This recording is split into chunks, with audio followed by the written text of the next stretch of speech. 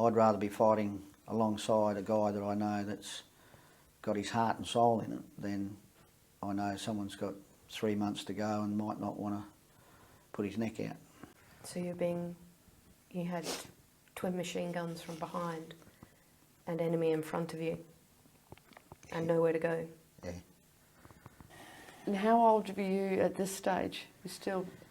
Well, on my first tour I think I was 18, going on 19 maybe.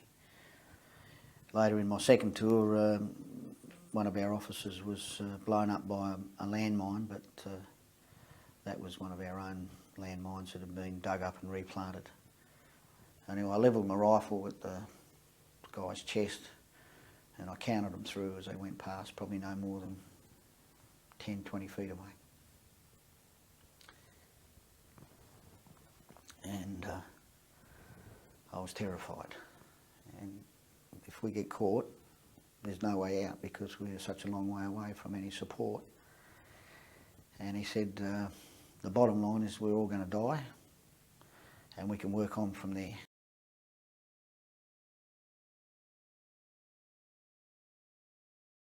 So Kerry, could you take us through your life in brief, please? Sure. I was born in Adelaide and we lived in Curry Street in the city in some row cottages near Light Square.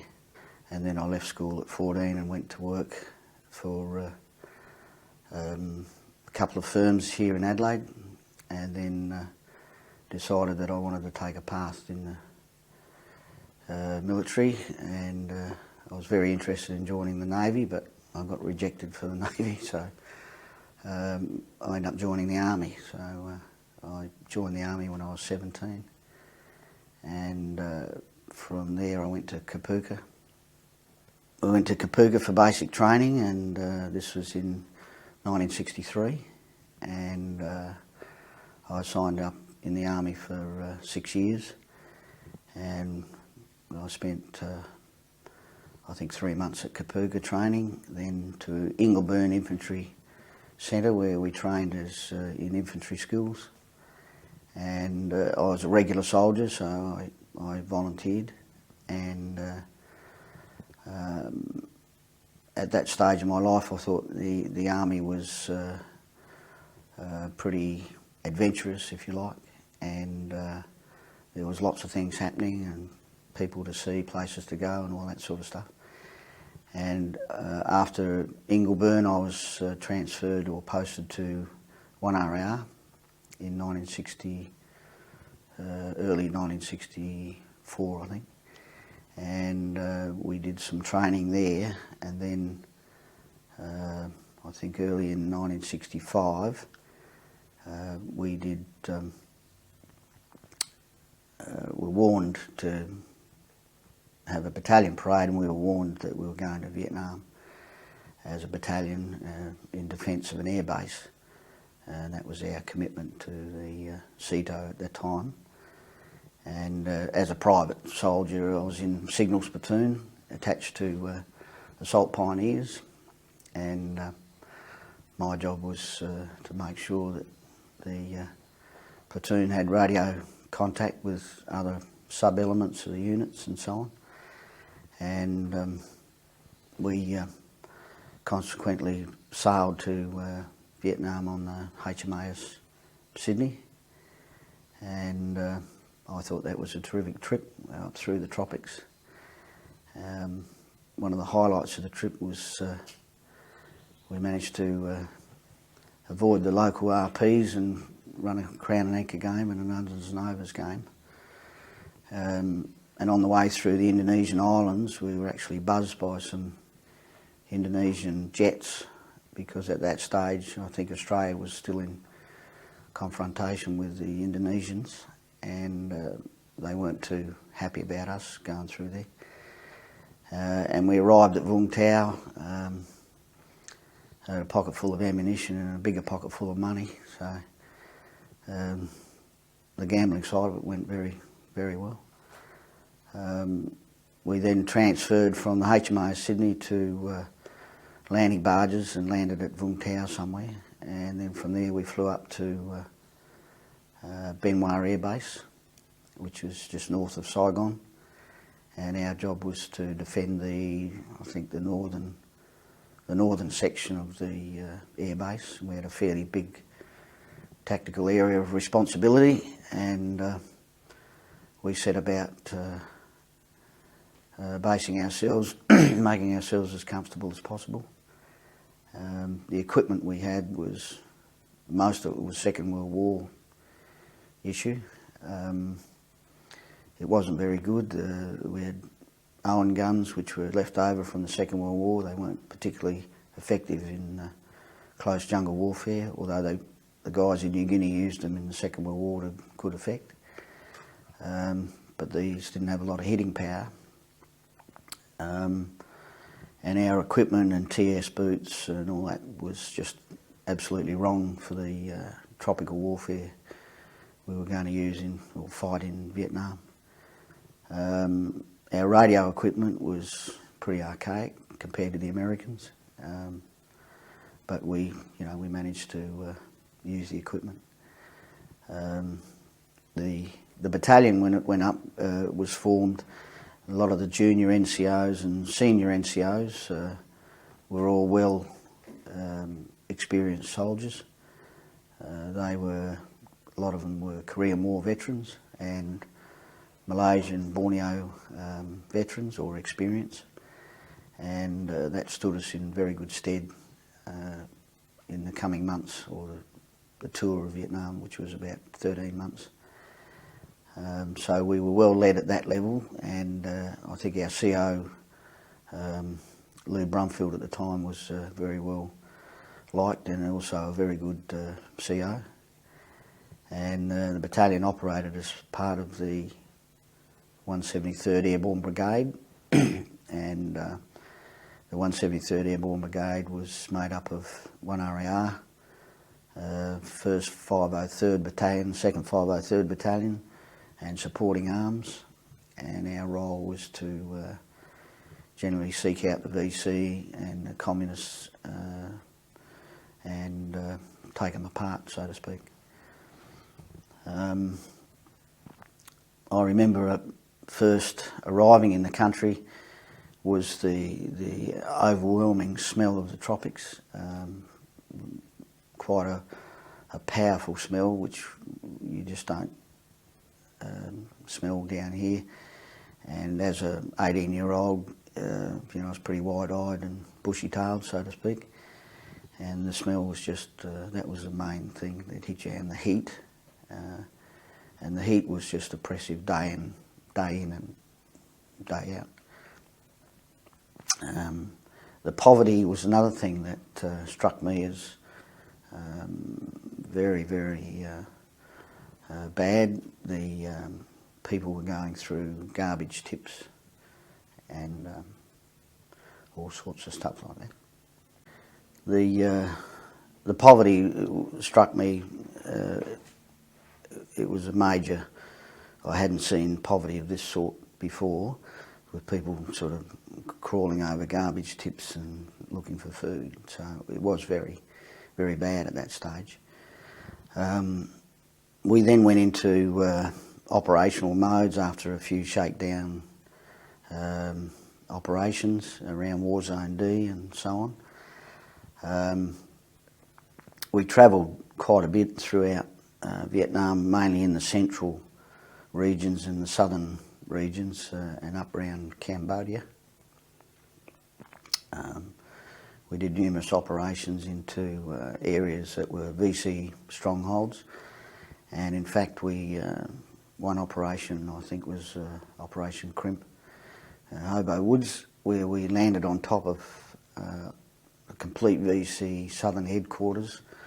And we stayed, and we knew that this was a big catch, but for some unknown reason the commander of the 173rd Airborne Brigade, which was an American colonel or brigadier, I'm not quite sure, decided after a couple of weeks that we wouldn't stay there. There was no value there, but at the local level, from the private soldiers to section commanders, we all knew that this was a major find, and history will show that if we'd have stuck around, you know, the war could have been shortened quite a bit, because it was the headquarters for the Southern Command of the whole Viet Cong. So it was a big find, but we didn't exploit it properly, in my view anyway. The CO of the 173rd obviously had his reasons for moving the battalion and moving the brigade. So we spent a whole year in Vietnam, sort of all at different provinces, through Tay Ninh, Long Can province, Ben Hoa province, and down through the Mekong Delta in the plain of reeds. So we covered quite a bit of ground as a battalion and a brigade. And the contacts and the actions that we had in 1RR were varied from small contacts to, you know, quite large ones. And we witnessed a night attack on an engineer battalion, and luckily for us, our battalion was sitting alongside, and we were dug in during the night, and it was a whole regimental attack on some American engineers, and we were protecting them as infantry protection for building a road. So we did lots of operations around the southern and central part of the country, and pretty well we thought with some very successful operations in terms of military execution and having an influence around the place in slowing down the VC. Then I had 4 or 5 days R&R in Hong Kong. It's about halfway through our tour, and then the next 6 months were fairly intense because we were operating around Phuoc Toi province, getting that ready for the Australian task force to come up later. And then the 6 months went fairly quickly, and we came home and marched through Sydney, I think in April, May '65, and we had a fairly big welcome home thing, and I was marching in the street, and a young lady came out with red paint and threw that all over the troops, and you know, we couldn't sort of work out what the hell was going on, but obviously there was quite a few people by then objected to what we were doing up there. And then I came home on leave and enjoyed a few months' leave, and then went back to 1 battalion, and we started to regroup and retrain and so on. And then I decided that a couple of friends of mine or mates of mine had gone over to Perth to a unit in Perth called the SAS, and they wrote me a letter. In fact, it was Norm Bainbridge and Brucey Absalom and Mick Krasowski, and they said, look, you know, this is a good unit, why don't you come over? It's a professional unit. And at that stage of my army career, I still wanted to serve in a regular unit, a professional unit, and the national service was off and running, and I decided to apply for the SAS. I completed the Carter course, selection course, and then the Carter course, and then my second tour to Vietnam was with 2 SAS Squadron in 1968, and we trained up in New Guinea in the Owen Stanleys, and then spent a year in Vietnam in 1968, and my job was forward scout in the patrol, and I stayed forward scout for the whole tour. By the end of the tour I was pretty fractured mentally. I'd had enough, and that was a pretty intense year because of the Tet Offensive was on, and the VC when North Vietnamese were, you know, she was full on for that period. After my tour in Vietnam with 2 Squadron, I decided that I needed a break, and then I transferred from the SAS back to 1 Battalion, which were being billeted or at this stage being moved to Malacca and Singapore, where I spent the next 2.5 years in the army. and I did a total of 9 years in the army. And I was training as a AATDV advisor to go back to Vietnam for my 3rd tour, and we passed the course, but unfortunately in 1972 Whitlam pulled the plug on the war, which was, some people say it was a good thing, some people say it was a bad thing. I think it was a bad thing because once the communists took over in 1975, we let the Vietnamese people down, and my thoughts only. We let them down big time, and the retribution that was put upon the Vietnamese population, I think probably a couple of million people were executed because we pulled out, and I think we should have been there for the long haul. I think the political interference was just mind-boggling, and the politicians of the day just didn't understand that, you know, we needed to be in there for the long haul. And I felt very badly that we let the South Vietnamese population down. And at the same time also our military, we were struggling with poor equipment, by then poor leadership at the senior level. And the leadership at the senior level was prone to political interference. For instance, in Phuoc Toi province, the commander of the task force laid a minefield, which later turned out to be absolutely wrong. And most of the casualties in the last part of the conflict were as a result of our own people stepping on our own mines, which the VC had lifted during the night and relayed them so that we took most of our casualties from our own mines, which was absolutely bloody stupid. So that's the sort of leadership we were dealing with. So by this stage I'd started to mature and think about things and read things, and obviously had some influence of what was happening at home about the Vietnam War. And I started to question lots of things in my mind about, you know, why we were there. We would get information that we considered valuable information to the task force from our 4-man patrol, and sometimes the information was not acted on. And we also felt that the task force commanders used the SAS as a bit of a whipping boy, because it's easier to deploy 4 people or 10 people on a patrol than it is to deploy a battalion. And political interference for casualties at that stage, especially national service casualties, was the senior officers were very aware of it.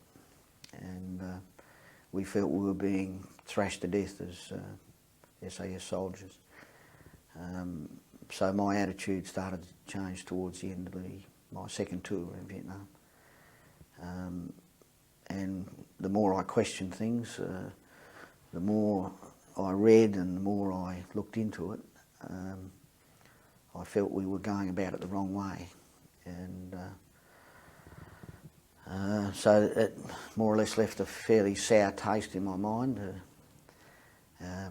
in my mouth I should say, and I was reasonably disillusioned, but not totally.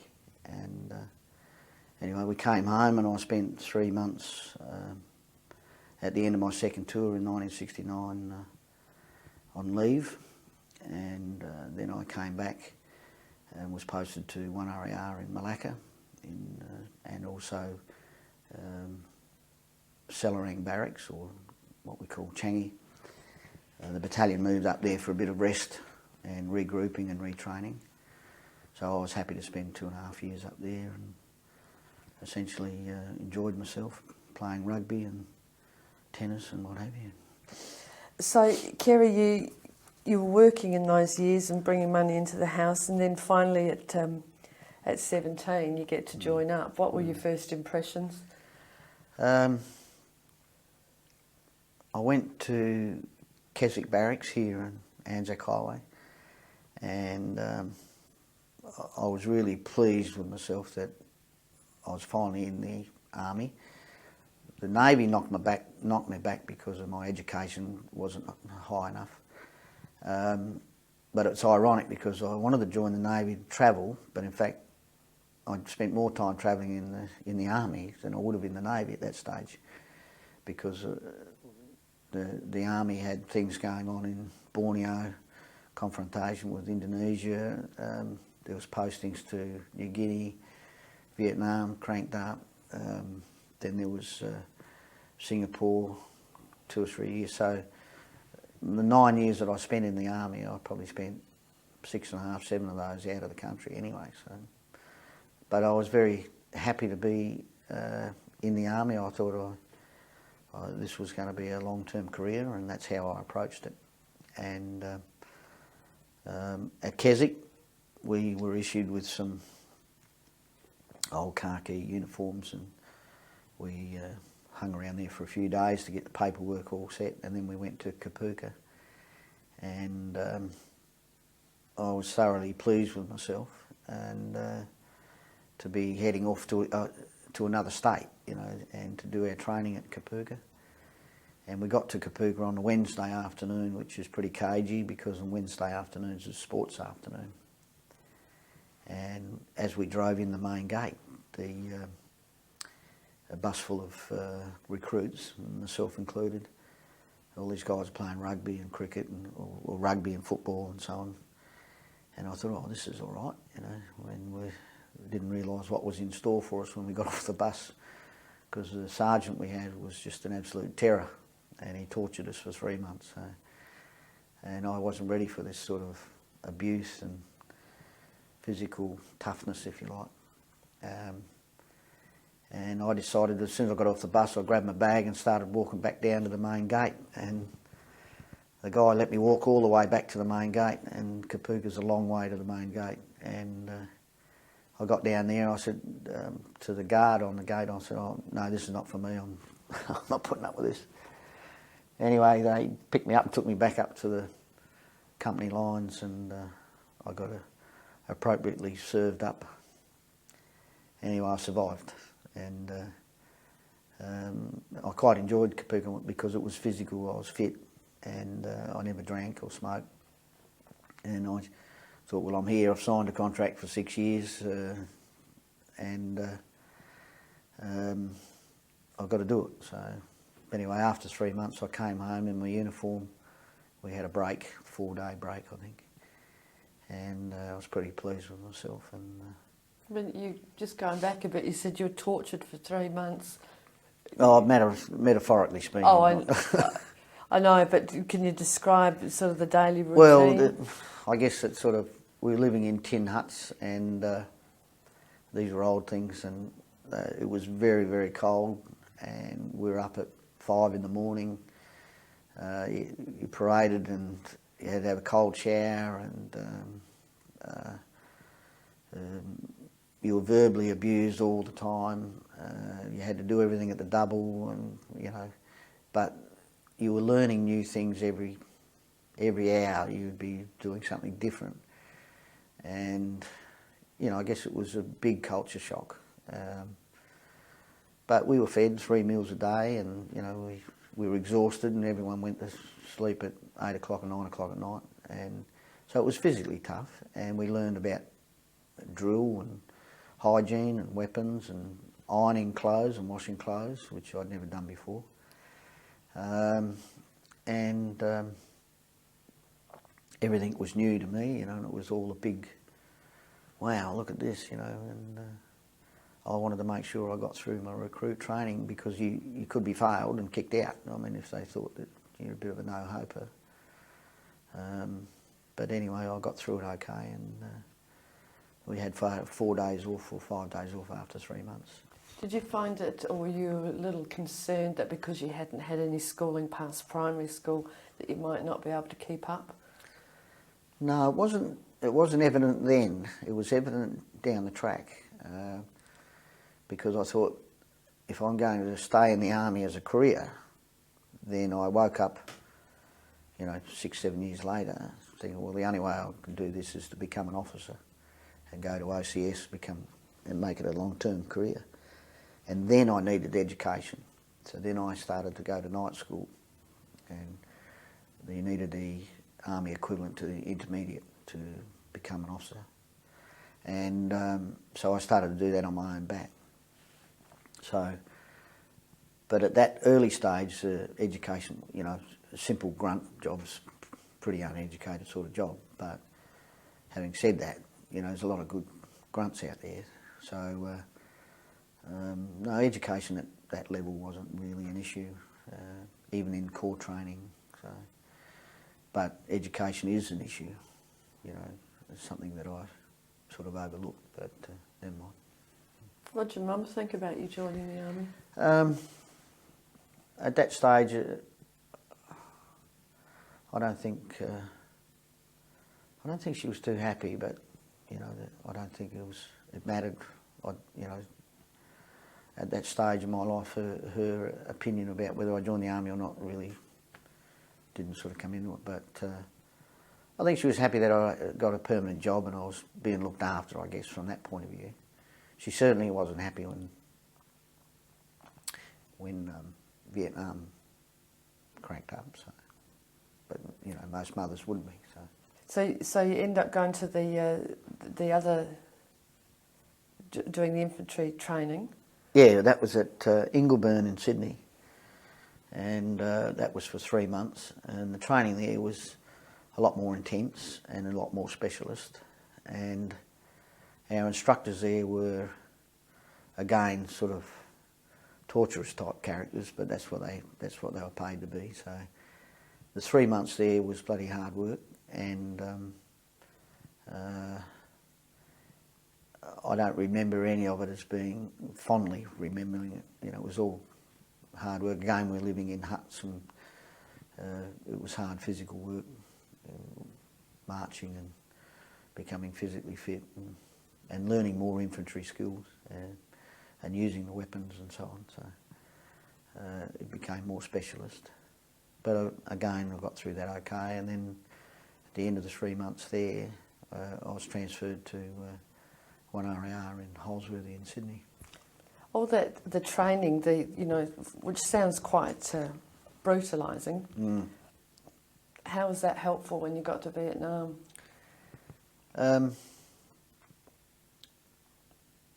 I think it was very helpful because you learnt to be uncomfortable.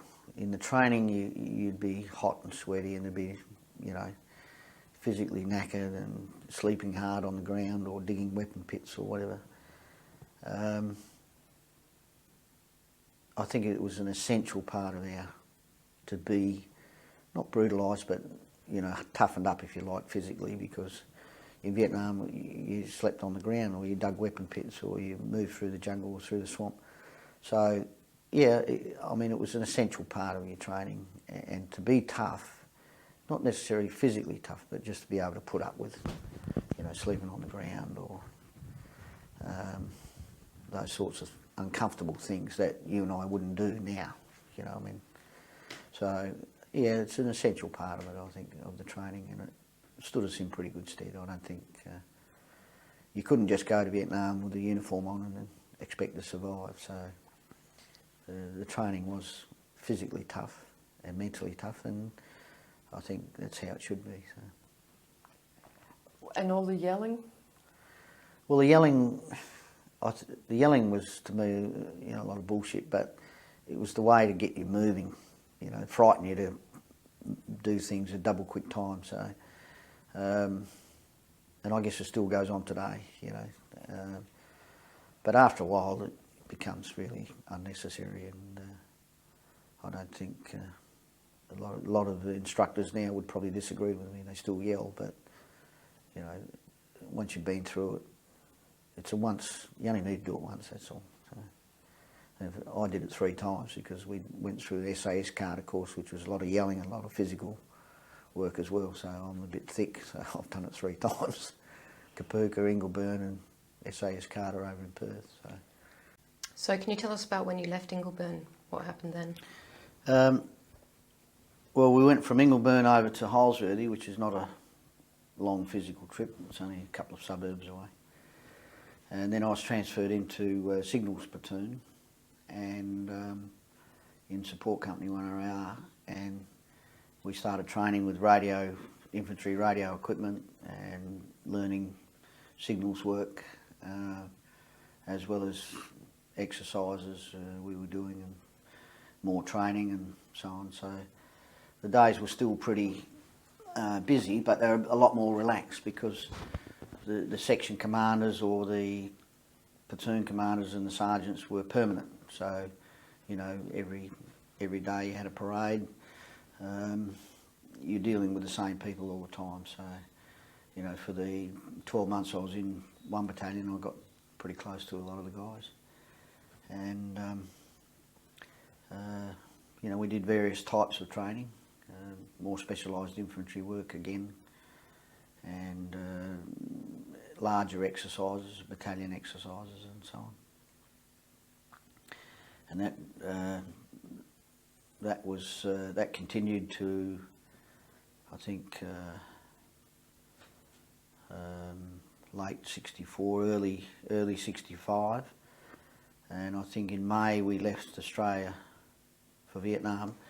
So we were training right up until probably January, February 65, before we got wind of what was happening in Vietnam. And at that stage in 1962, Australia had some advisory team up there, but they were only a small number of people. So not many guys had even heard about Vietnam. And then I think it happened fairly quickly. I think it was on company parade. We had a company parade and the company commander came out and addressed us, and we were packing our gear ready to go in about a month's time. So we had to get our leave over with and all our needles and shots and all bits and pieces done up, ready to sail on the HMAS Sydney from Woolloomooloo. About it.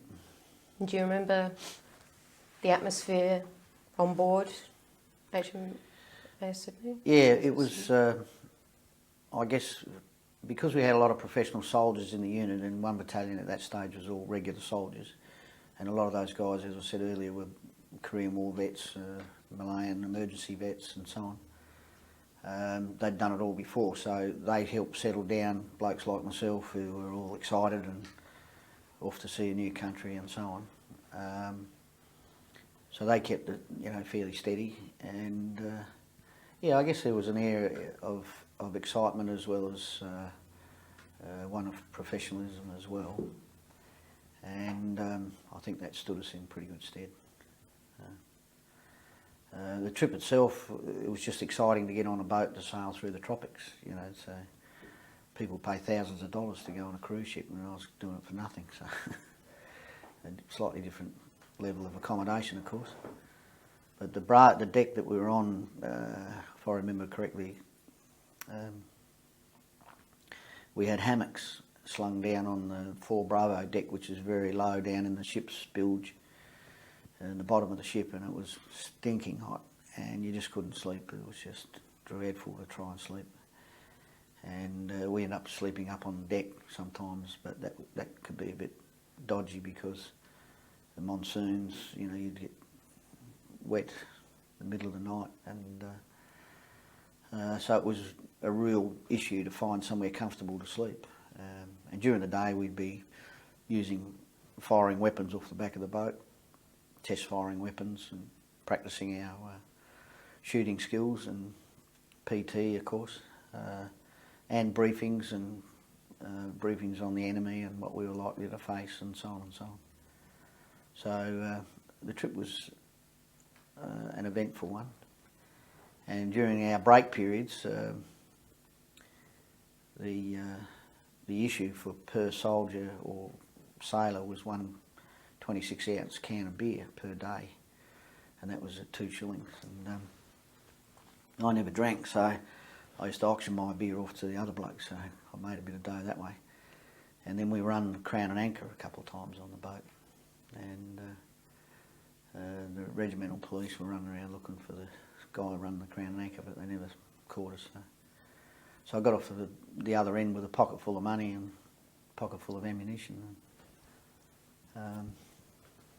So that was quite an eventful trip, and up through the islands where the Indonesian Air Force sent down a couple of those Skyhawks. I think they were Skyhawks, looked very similar. They buzzed us, but they didn't fire anything. And I think the trip was about 14 days. We went up through inside the Barrier Reef, around the top of New Guinea, and then up through the Indonesian islands, South China Sea. So it was a bit of a trip. And then we transferred from the boat. So the food was okay on the Sydney, nothing flash, but it was good, nutritious tucker. What sort of briefings were you getting about the enemy?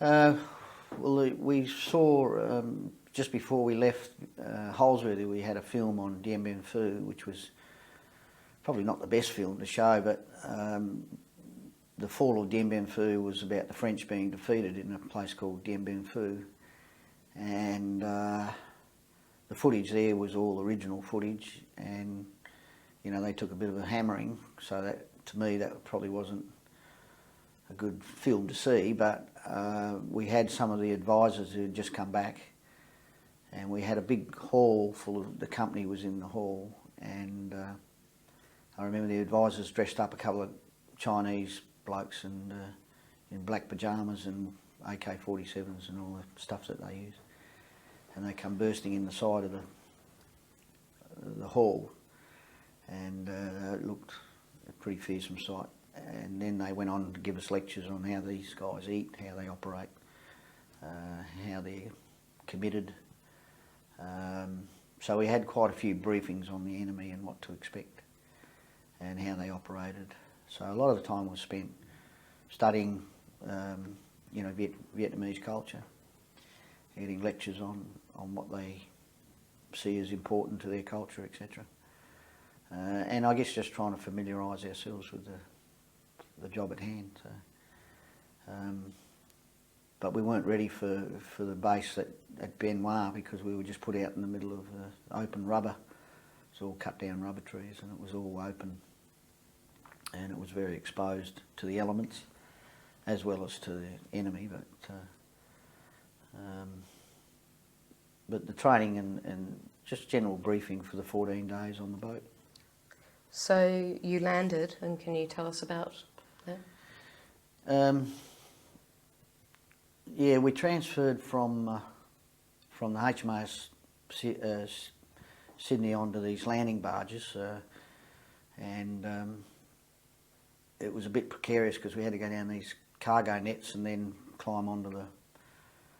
but I mean, we weren't being fired at or anything, so it was a relatively, simple exercise, but dangerous in itself because the boat was bobbing about and so on, and you were loaded up with a lot of equipment. And we landed at Vung Tau somewhere, I just forget where, on the beach there somewhere. And I remember we were walking up the beach, myself and Bill Clifton, corporal from Pioneer Platoon, and General Westmoreland was standing on the beach, and Billy O'Shea was another corporal, and Westmoreland was greeting the soldiers, Australian soldiers, as we were getting off, and he made a comment to Bill, I think, but I can't remember what the comment was, but he thought it was important enough to be down at the beach when we landed, so I guess at that stage Australia was, a major ally. And then we transferred from the landing craft onto some trucks, which then took us to an air base at Vung Tau, where we flew up to Ben Hoa. And then we deplaned from Ben Hoa and then started to dig in around the end of the air base and set up our battalion Tayor, which is a tactical area of responsibility. And we started to patrol out and do out to the Dong Nai River, which on the other side of the Dong Nai River was War Zone D, which hadn't been, no Allied troops had been in there for a long time, so that was considered a nasty piece of real estate, but later on we went in there and sorted it out. But setting up the camp was that was a tough job because the equipment that we had was all bloody Second World War stuff. We were under-resourced, and it was just hard work setting it up. But we did the job. So. How many Australians had been there before you at this stage? Do you know of sort of a rough number? Were you? Well, I think the only Australians that had been in country before us was the advisors, and I think the Australian Army only had maybe a couple of dozen advisors up there, and they were spread right throughout the provinces, so they weren't all in Benoit there. They were spread right around the place, so they weren't big in numbers. So I don't think there was any Australians in Benoit province at that stage, but I could be wrong on that. So you guys are sort of the first lot there? Yeah, we were the first Australian battalion, and the two American battalions were next door to us, so to speak. And we looked after the perimeter of Benoit Air Base. What was your first operation? The first one I can remember was going across into War Zone D, and we did a couple of small acclimatisation operations around the end of our perimeter. But the first major operation was into War Zone D, which is across the Dong Nai River, and I guess the main thing that sticks out in my mind is at night time just the blackness of the jungle. You just can't see you can't see your hand in front of you. It's just pitch black, and the noises of the jungle, all the bird life and the insect life and the animal life, which later became user friendly because I could learn to distinguish when things were right and when things weren't right. So, but it was just the blackness of the place at night time. The jungle I quite liked because it was during the day it was dark, reasonably dark, and primary jungle was nice and soft under the feet, and you could see through primary jungle for a little while. Secondary jungle was a bit dirtier, so you couldn't see through, and that was very close. I quite enjoyed the jungle itself. I didn't like to be out in the paddy fields or open areas because of obvious reasons. But, some operations we did were in open areas. But we had our first contact in War Zone D, and the battalion had a contact, and I think knocked off a couple of local guerrillas. And the first night I think we bivouacked out there.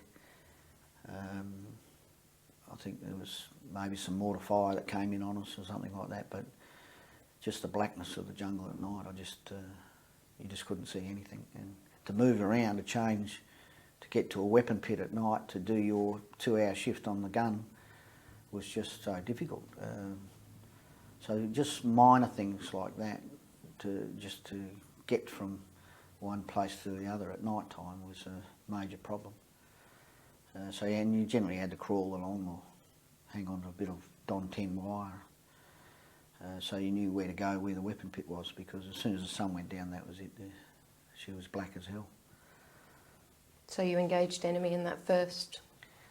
Not me personally, but the battalion had a couple of contacts, and I think it was one of the rifle companies. But when we came out of that operation after, I don't know how long the operation was for, maybe a month, or no, it wouldn't have been that long, maybe a couple of weeks. We all thought what the fuss of War Zone D, because everybody had been frightened by War Zone D, you don't go in there, that's enemy territory. But in fact we went in there and there was quite a lot of camps in there and stuff like that, but it didn't hold any fear for us after that. Did you lose any of your guys on that first operation? You can remember? Not that I can remember. Everyone was pretty alert. When we went up to Hobo Woods and the tunnels, where was it? Tunnels of Coo Chee in Hobo Woods, that was a bit of a shock to the system because we took a lot of casualties from Booby Traps. and we hadn't struck booby traps before, so it was all sort of brand new to us. And the battalion, you know, we learnt the hard way on that, and took a lot of casualties there.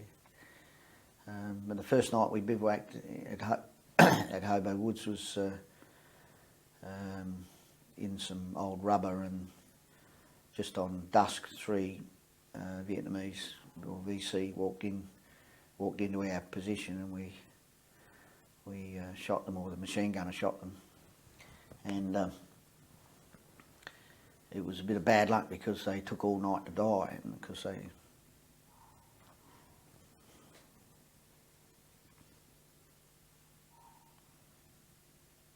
guys, they took a long time to die, and they kept us awake all night with their yelling and screaming, and it was just unfortunate, but they died in the morning. But it wasn't very pleasant. So that was that was the first time, I guess, that we suddenly realised, you know, we're dealing for real here, and then taking quite a few casualties on the Hobo Woods areas with the booby traps.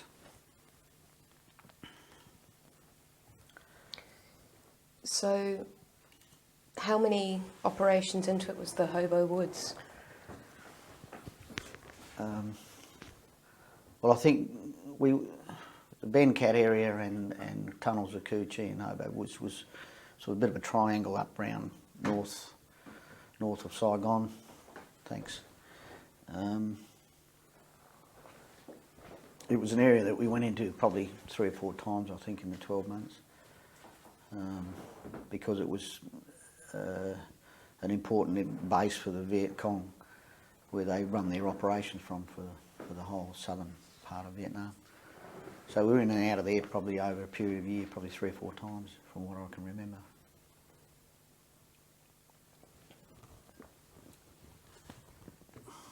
Was it too dangerous that night to have found the men who were yelling and finished them off? Yeah, it was, as I said, once it gets dark, even in the rubber it still gets pretty black. And because there's VC in the area, there's nothing we could do about it. These poor guys, you know, took a long time to die. And there was no point in risking any of our lives to go out and help them out or put them out of their misery, but you know, that sort of sticks in my mind.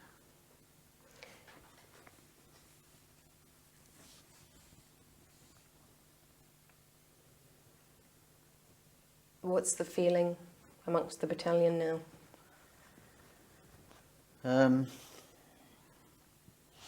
I think once the battalion had a couple of kills under its belt and some contacts, the feeling was that we could pretty well handle most of the operations given to us with a degree of professionalism. And I think, you know, the battalion did do a very good job for the year it was there as part of the 173rd Airborne Brigade, but I guess it sort of built our confidence up a bit that we could tackle the enemy efficiently and ruthlessly if we needed to. And I think we did on a number of occasions, but it wasn't always easy, and it wasn't always one-sided. You know, we lost you know, quite a few guys in the tour, so you know, it was a tough tour because we were all new to the game, so to speak, and new to the terrain and learning new tactics on the spot, and having to deal with booby traps and punji stakes and punji pits and all sorts of things, as well as having to deal with a hostile jungle, you know, because you need to remember there's scorpions and bloody crates, deadly snakes and all sorts of things that are not user-friendly, and so it was just a matter of just coming to grips with all of that, which made the job tough. but I don't think any of the operations that we did were, you couldn't put them down as being unsuccessful. I think you could say that they were successful, but we paid a price. What did you do with the VC in the morning? We sent out a burial party and buried the 3 of them in the morning, just in a shallow grave. But they were local guerrillas, local Viet Cong. We retrieved the weapons and buried them. They didn't know how we operated. They walked straight in on us at Stand 2, which is right on dusk, where at Stand 2 the battalion sits quietly, ready for an attack. And you do that in the morning before dawn and half an hour after dusk. The whole battalion's on alert. So these 3 guys walked in. They didn't know our procedures, so unfortunately for them. Did the machine gunner feel more comfortable now that he'd done what he was there to do? I don't know about comfortable. I think it was a bit of a sigh of relief that he knew the weapon was going to work and that these machine guns were good. And the M60 was certainly, when that started to bark, everybody took notice. So I think it was more of a sigh of relief that, I mean, he had to shoot him because they were walking straight in on top of him. So I don't think the distance was much more than 10 yards away or something.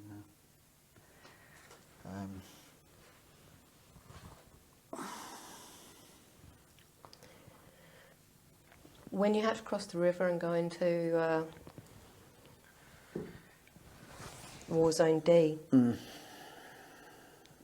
how did you cross the river and what were you taking? What did a signals man have to have? Well, I carried at that stage an ANPRC-10 radio set, which was a VHF radio that you put on your back, strapped it on with your gear, with your personal gear, plus your radio, plus a spare battery.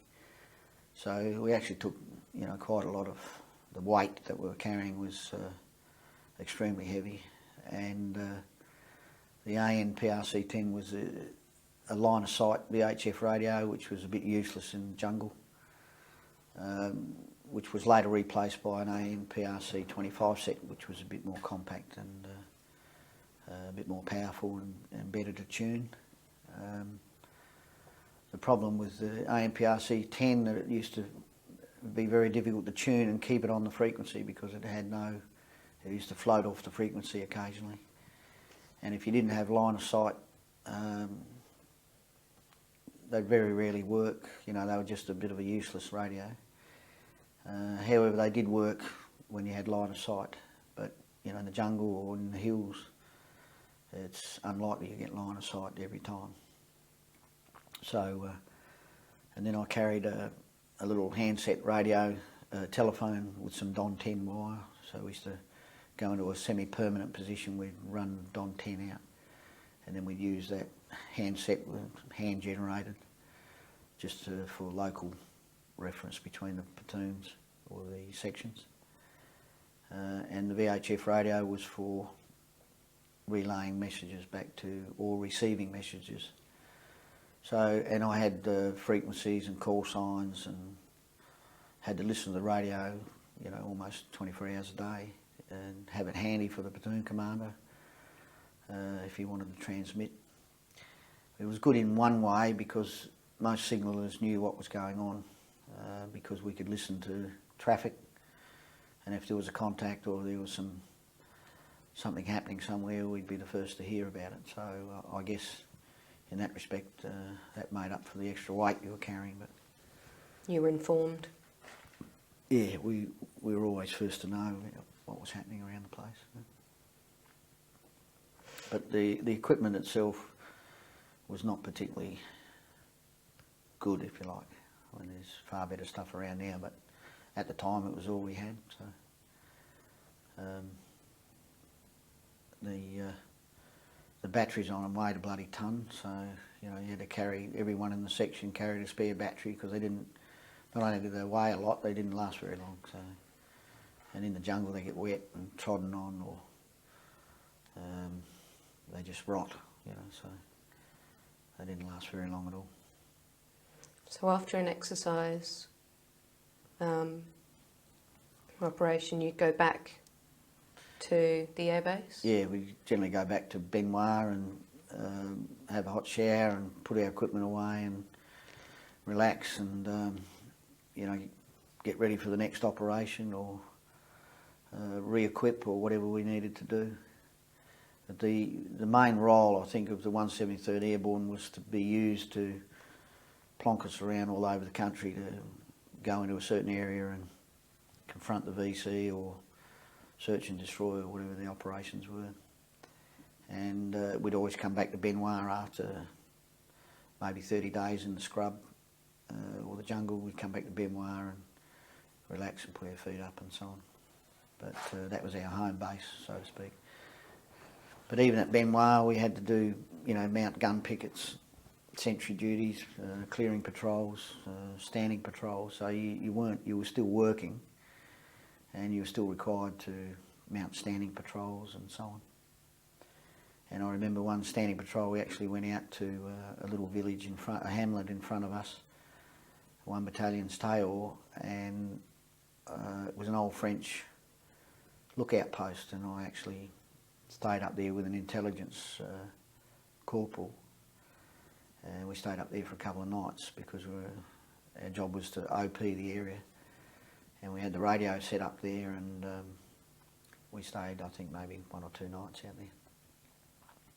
So there was always commitments of some sort around the place, even when you went back to Benoit. Kerry, you're talking about how the responsibility, your responsibility was to guard the perimeter of the airbase. Can you talk a little more about how you did that?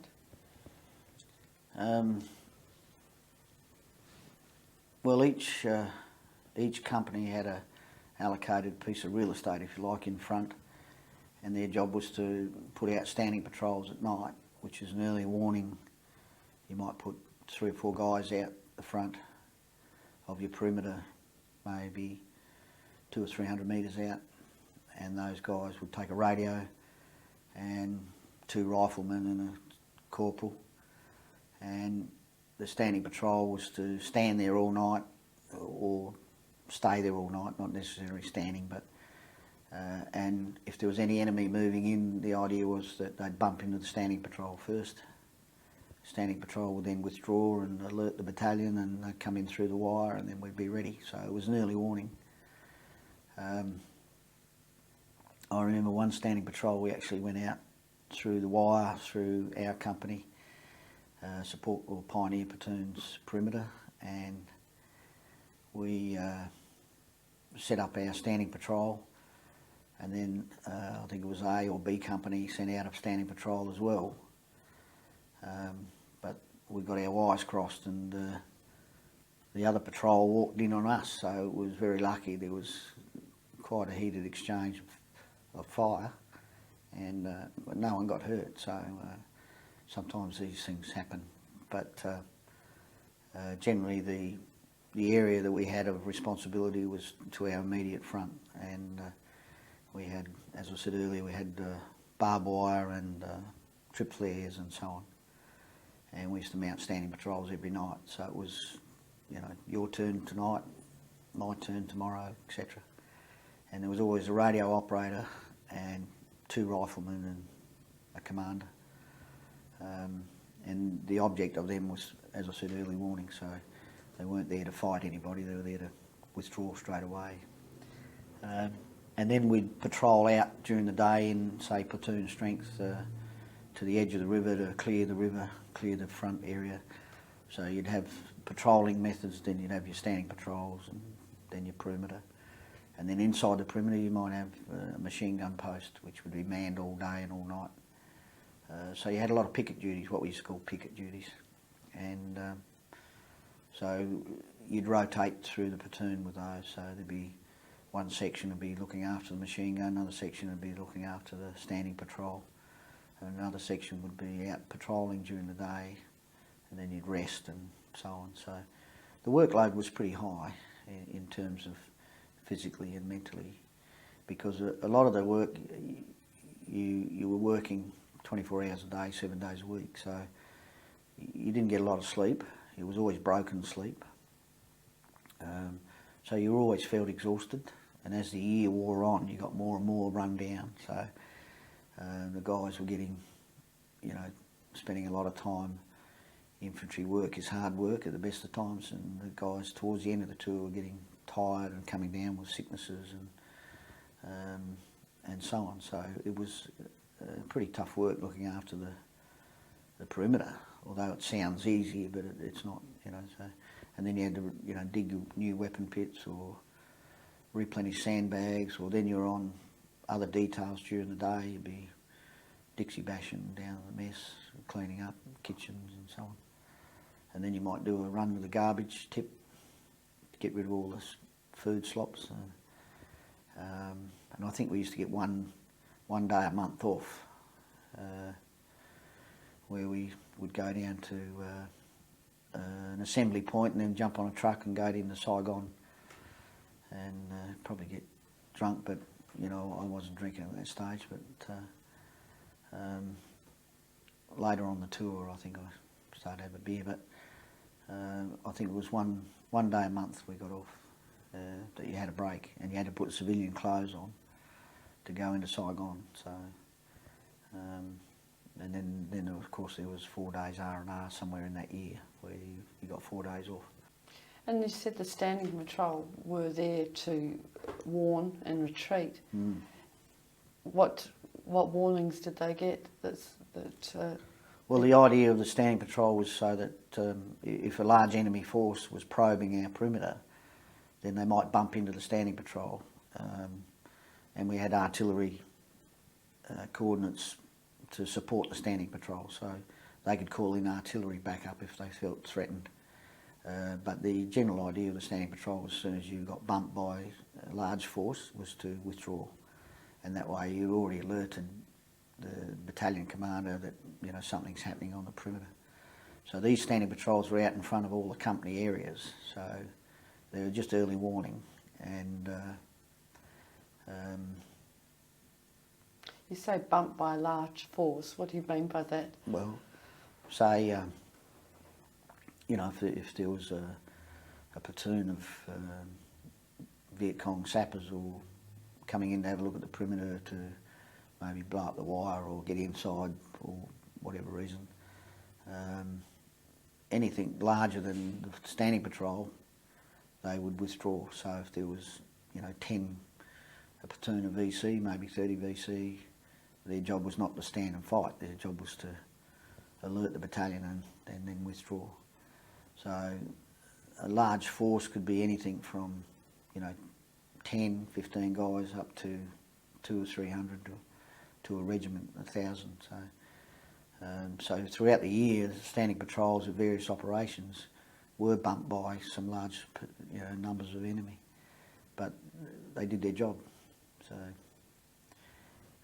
and their job was to withdraw as quickly as possible and get back into the perimeter, and then they were relatively safe. So, but standing patrols are standard infantry work. So, same as fighting patrols, same as recce patrols. So different patrols have different outcomes. So. I imagine the Viet Cong North Vietnamese Army would have been quite keen to get rid of that base. If they were, they didn't they put in a few rocket attacks onto the base, but I think it was just too big for them. I guess I can remember a few rocket attacks against Benoit and mortar attacks, but they didn't mount any large infantry offensive against the base, not that I can recall. So maybe they looked at it and said, look, this is too hard, it's too big, and it's too well protected. But they did land a few rockets in there, and the VC and the North Vietnamese weren't, apart from a few big confrontations, they weren't looking to have a stand-up fight with the Americans, because the Americans' overwhelming firepower, and history shows that that firepower just decimated the North Vietnamese. And in fact, I think there's a generation gap of North Vietnamese. There's no one around from my age. There's just from that age, there's just a huge generation gap of no male guys around my age in North Vietnam. They're just gone.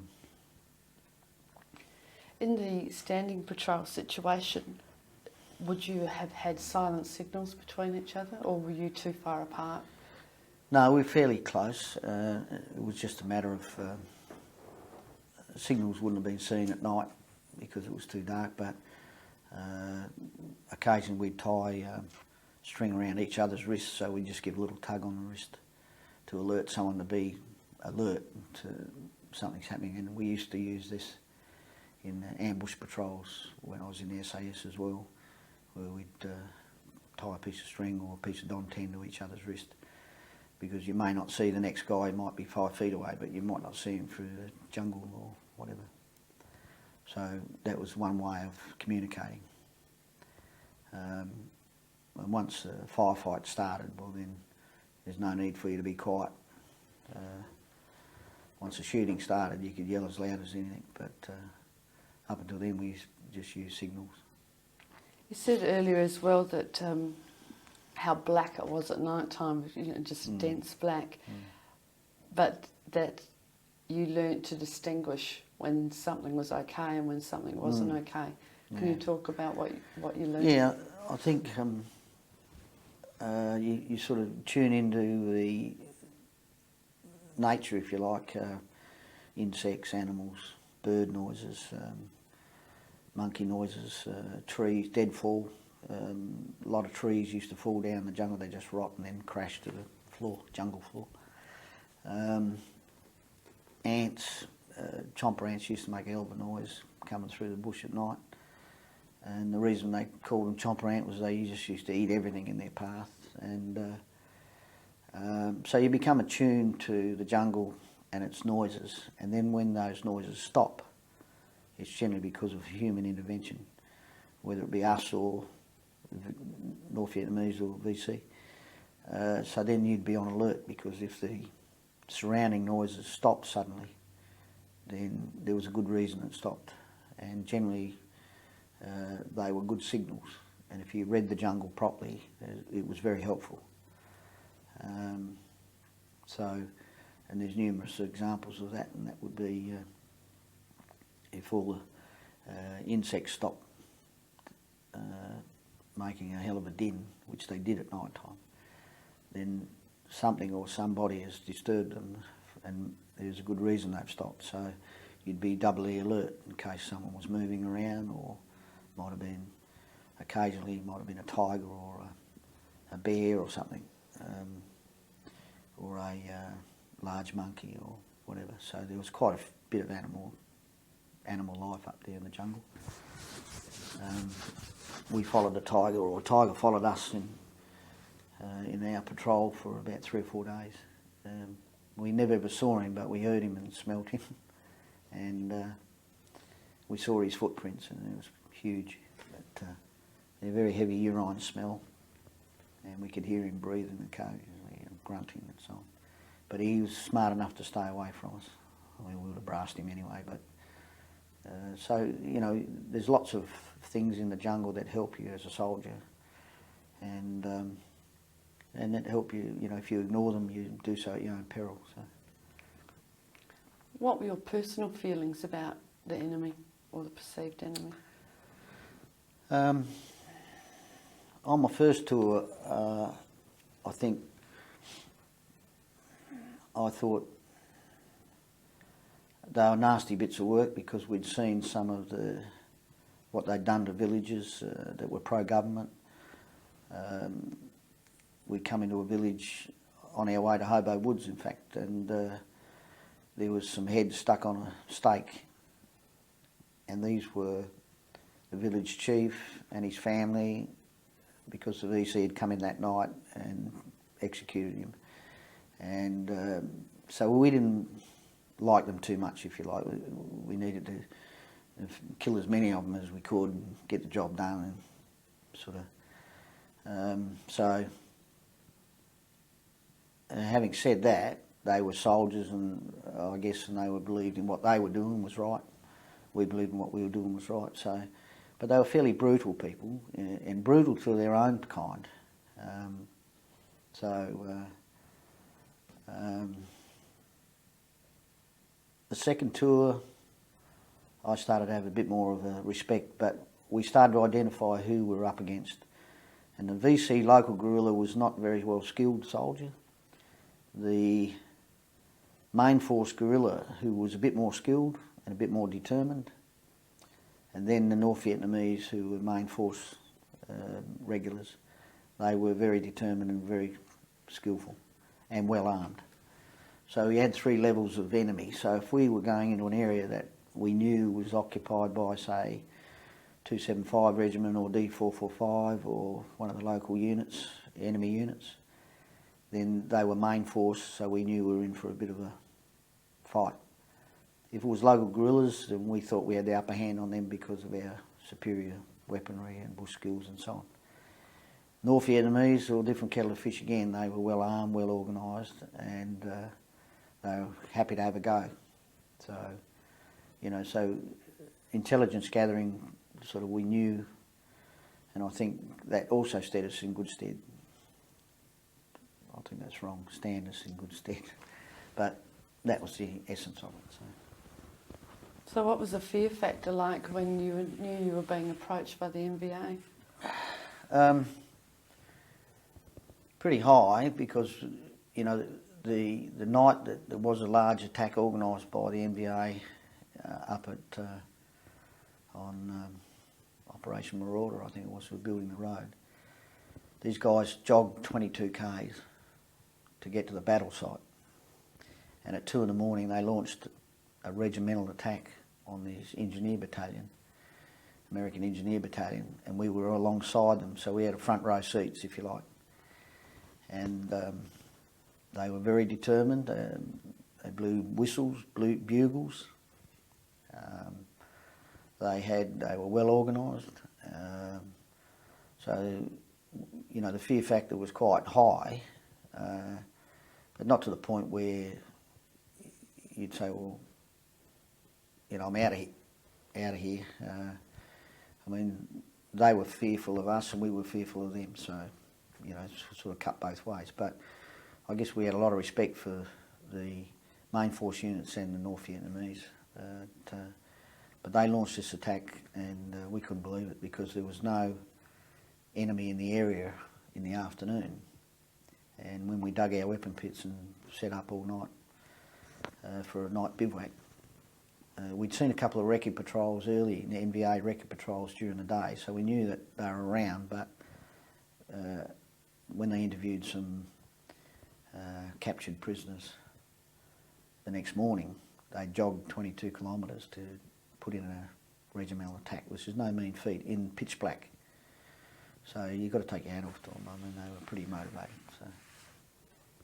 And you were next to the Americans? Yeah, we were harbored up engineers. alongside. Yeah, our job was to protect the engineer battalion building a road. So we were the infantry protection for them. They got on with building the roads. Because there was a bit of enemy activity during the day, they decided to harbour up themselves, and they brought up some tanks and some heavy armour. And we actually harboured up alongside them, or perhaps 100 metres away or whatever. And we elected to dig 4'6" weapon pits and so on, and which turned out to be a very good move, because the attack, they actually bumped the side of our harbour position, but their main focus was on the enemy, on the American tanks and engineer battalion. So they really gave them a caning, but of course we had a front row seats to all this, and we were quiet as little church mice. We didn't want to interfere because, you know, we didn't want the focus turning onto us. And yet you were in the protecting role there? Well, during the day we were. At night time we harboured up by ourselves, and we elected to harbour up just away from the American Engineer Battalion because they made such a lot of noise and they were an easy target that it wasn't our role to protect them at night time. So, and the VC didn't know we were there, so they focused their attack on the American engineers because they could see the target at night time. You know, the Americans made a lot of noise with their trucks and tanks and generators and Christ knows what else. whereas we sat alongside them. And I guess we were there as backup anyway, but thankfully it didn't happen that way. But this was we're a battalion, this was 3 battalions attacking the engineers, so, you know, it was a big blow. So I was quite glad to stay out of that one. What was the makeup of the American engineers? Well, they had APCs and tanks, M48 tanks, I think, and protecting their bulldozers that were making the road. And they,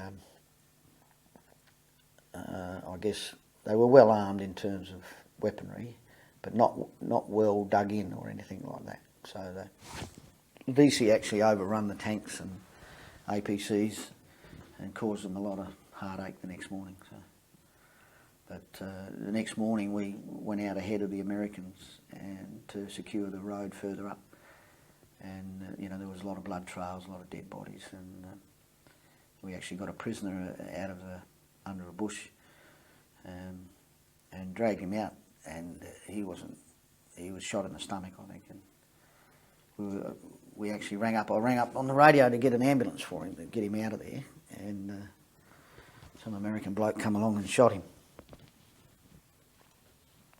which I thought was a bit weak because the bloke was already out of the game. And we could have got some valuable information out of him, but after what happened the night before, you know, the American sergeant was probably pretty pissed. Did they have the right of way in that circumstance?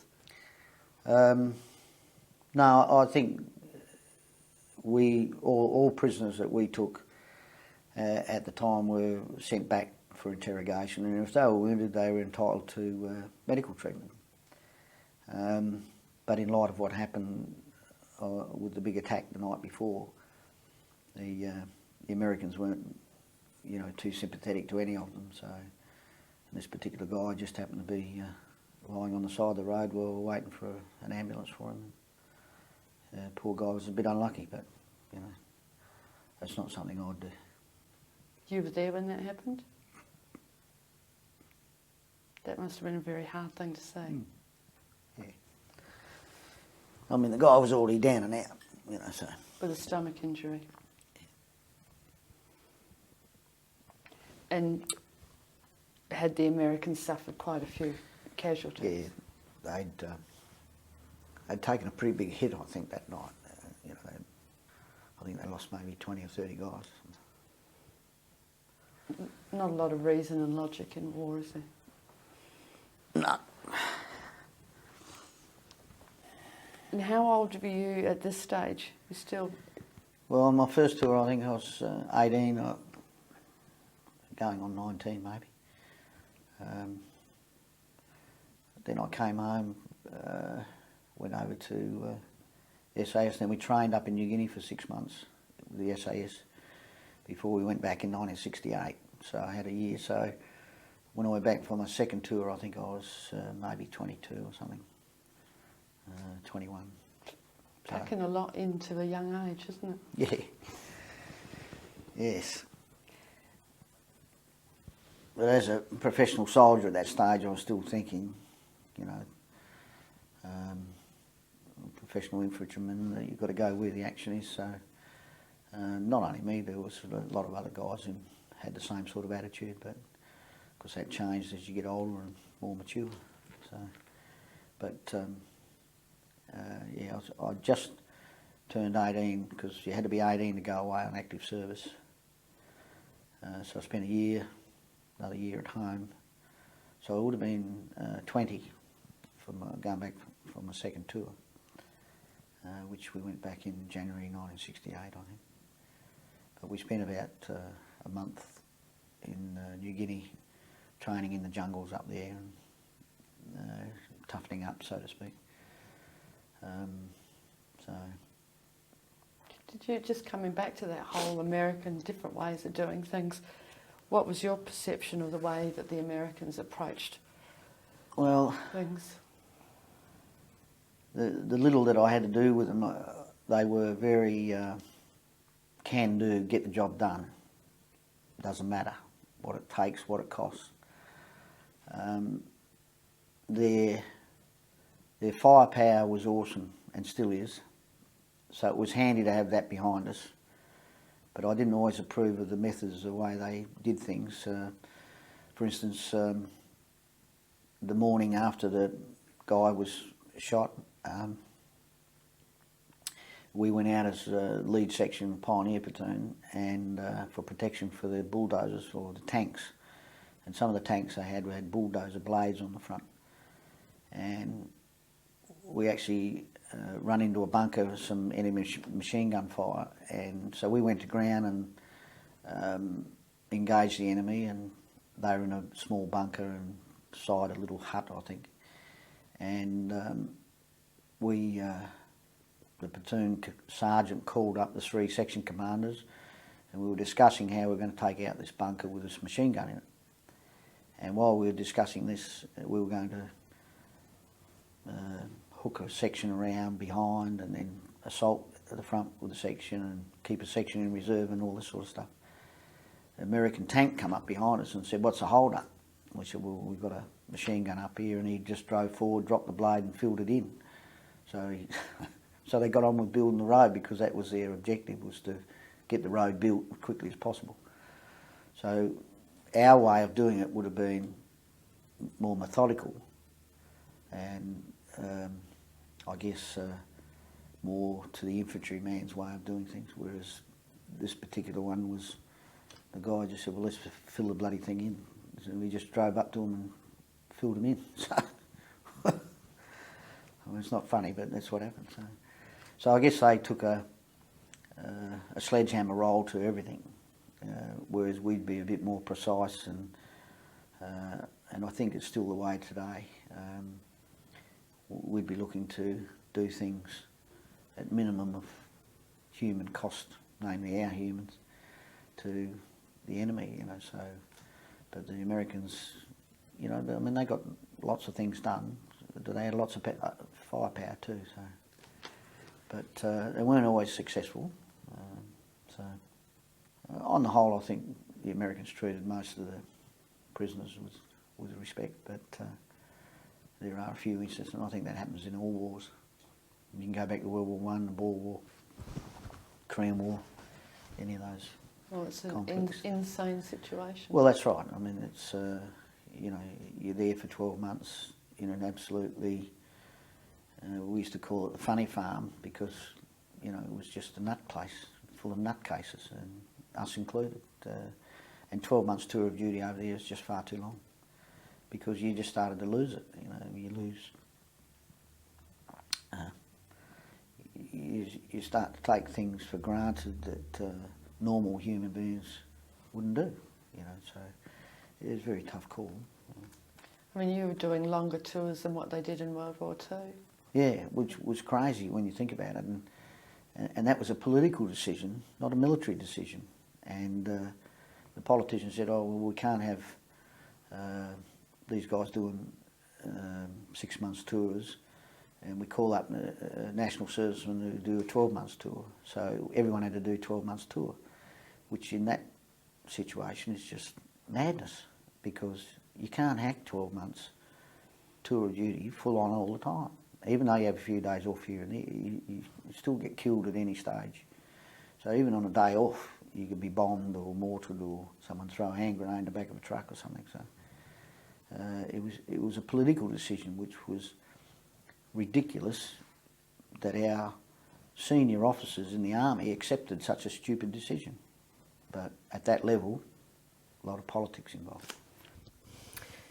It sounds like the Vietnamese made use and improvised with what they had. The ones who weren't the more skilled fighters, that they weren't very well equipped. Can you tell us how they equipped themselves in sort of those situations, what they used? Well, the local guerrilla guys, they had some assorted weapons. They were old French rifles, or German sniper rifles, or occasionally a submachine gun. But they weren't really well equipped. They carried, for instance, their rice that they carried was generally in a long sock type of thing, tied at both ends, and they'd sling that over their backs. They'd have maybe a little bit of black plastic for keep the rain off them, which is generally folded on their belt. They only carried, or appeared to carry, 1 or 2 water bottles at the most, because they probably knew where all the local creeks were and rivers and so on, and the local wells in the villages. But they didn't need a lot, the local guys, because they all come from the areas they lived in, and so they knew all the villages and where to get equipment. And they improvised with bamboo stakes for making, booby traps, and they improvised with old French hand grenades and Russian grenades for making booby traps. So they were good in that respect. But I don't think I ever saw one of their local units with a radio at, say, section level like we had. But the D445 Battalion and 275, 274 regiments, well, they were a bit better equipped. And they had webbing, they had radios, compasses, they had a structured formula. And then, of course, the North Vietnamese, well, they were a full-time regular army, so regular in the sense that they were full-time guys. They had a lot of conscripts in their army as well. So their level of equipment, if you like, was pretty good. They had heavy weapons, 12.7 millimetre anti-aircraft guns, and wheel-drawn or wheeled machine guns, heavy machine guns. So they had quite a good bit of equipment, handheld rocket launchers, RPG-7s, and they were fairly well equipped and well dressed and well fed, actually. But the local guys made do with what they had in the local village area and their local area. So, and they travelled fairly light.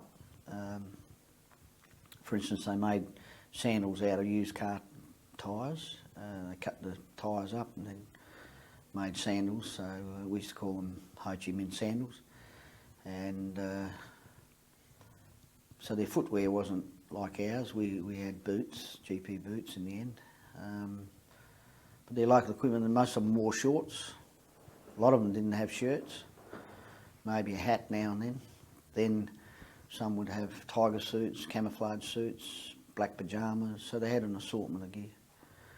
And then the main force units and the regular North Vietnamese regulars, well, of course, they wore structured uniforms. So,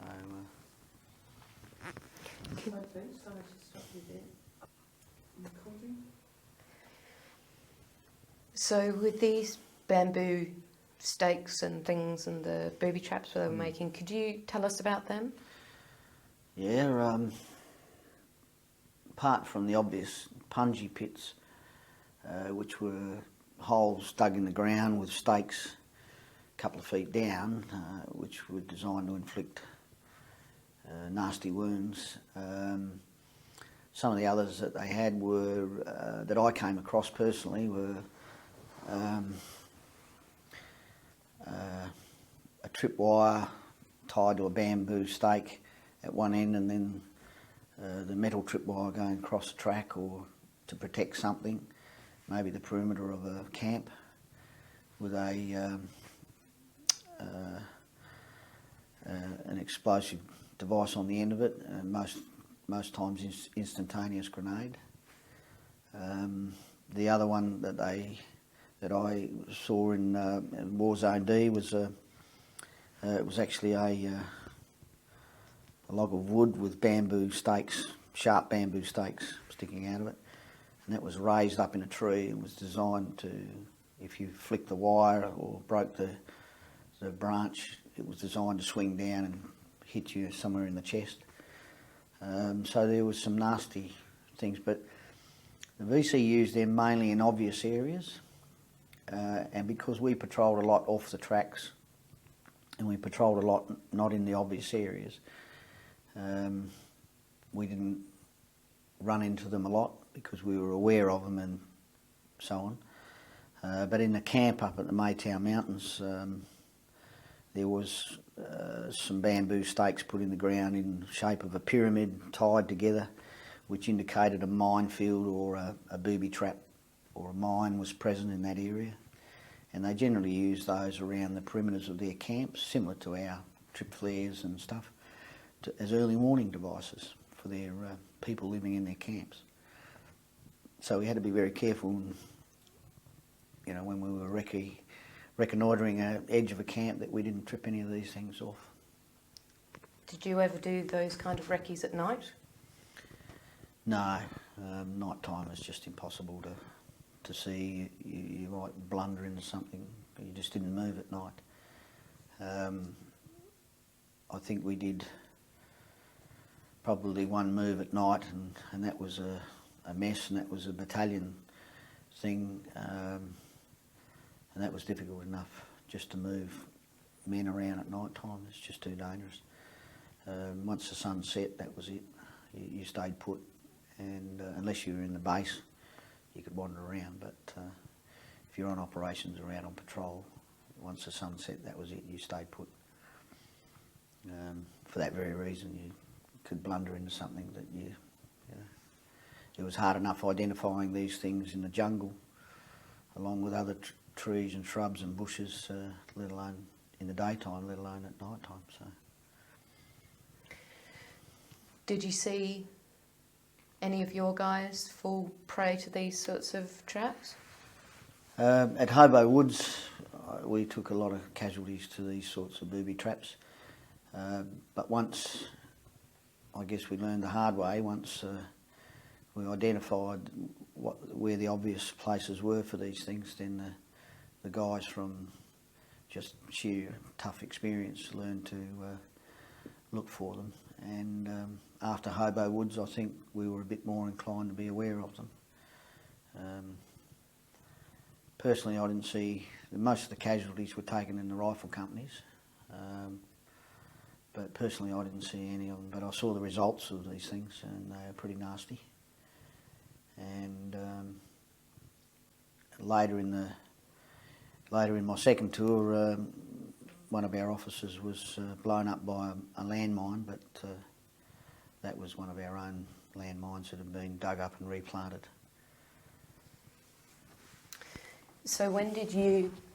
We've talked about the first time that your battalion came into conflict, and your machine gunner had to take care of a few VC coming through. Mm-hmm. When was the first time that you engaged the enemy, personally?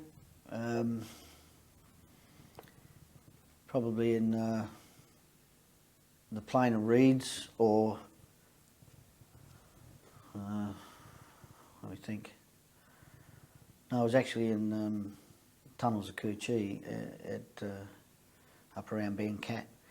In fact, where everyone had a go at that. The first time I engaged the enemy was we were on top of their camp, or on top of the tunnels, and there'd been a lot of firefights during the day, and the enemy were actually coming up out of the tunnels at night time. Some of them couldn't hack it, and they were just wanted some fresh air because they were stuck down in these tunnels, which weren't very nice places. And I was on picket duty with another guy on the machine gun, and the bloke, Noggy, came out of a tunnel and was coming down the trenches, or there was a trench, zigzag trench, and he walked into the machine gun. We challenged him, but he kept coming, so we shot him. But that was at night time, so there wasn't anything personal, but he just happened to be in the wrong place at the wrong time. Then another period we were down in the plain of reeds, where we had a firefight with some Vietnamese who were probing our perimeter. I actually returned fire, but it was only a fleeting period of the firefight. And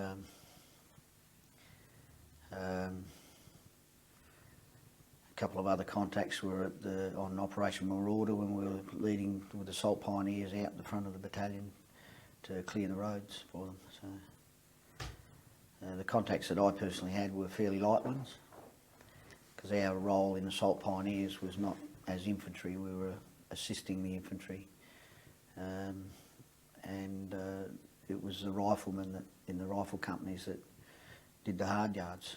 So I mean, we still had a job to do, and we still were in the front line, if you like, so to speak, but the riflemen took the brunt of it.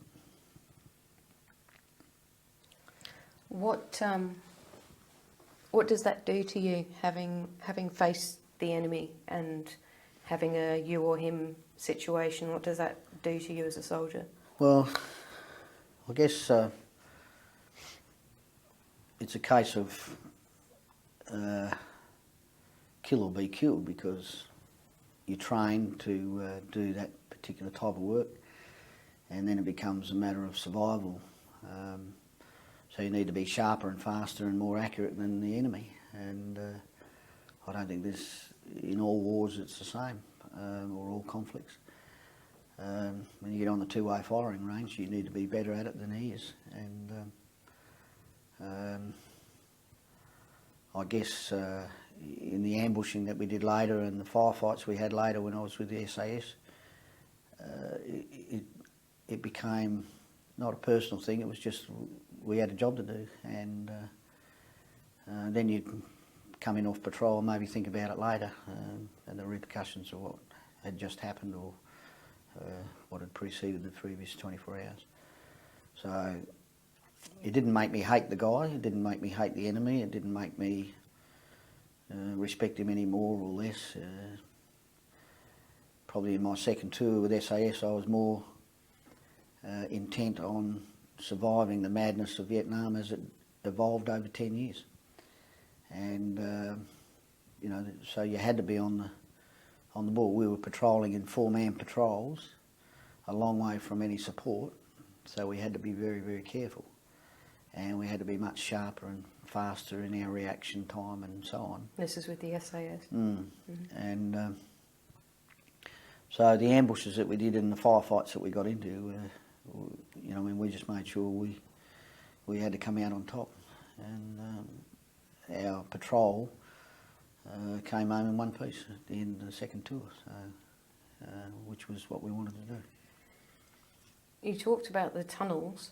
Can you tell us about them? Well, the tunnels, I actually stuck my head down a tunnel, went sort of down a few feet when we were in Cu Chi, and you know, they're not very pleasant. They're built for an Asian man, so they're very small. The tunnels were very well hidden and traps, so that you could hardly pick up the trapdoor. But when you did find one, they were very well constructed. They had reinforcing and air vents and all sorts of little mechanisms and booby traps inside them. But the tunnels were, once you started to find one or two, then you knew what to look for. So it became not obvious, but you became more skillfully aware of where a tunnel might be, or what it looked like to be an entrance to a tunnel. For instance, say, you know, maybe only 2 feet square, with a fairly heavy lid on it, which you pick up, and fairly deep, and covered in, you know, probably have growth on it, trees, small shrubs and grass and stuff.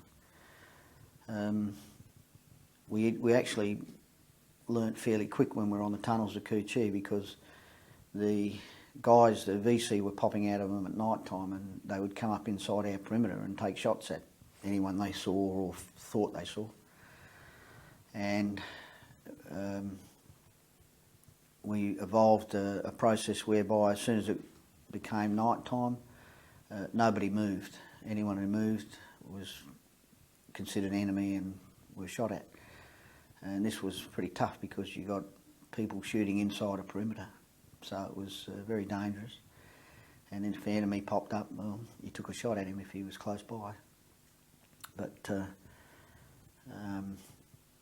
we developed another way to work out where the tunnels were, was by pumping smoke, a combination of smoke and CS gas down the tunnel, and then we'd watch through the undergrowth where the smoke was coming out in other areas to give us an idea where there might be another tunnel entrance, or might be an air vent, or might be a gun firing port, or it might be some other escape hatch.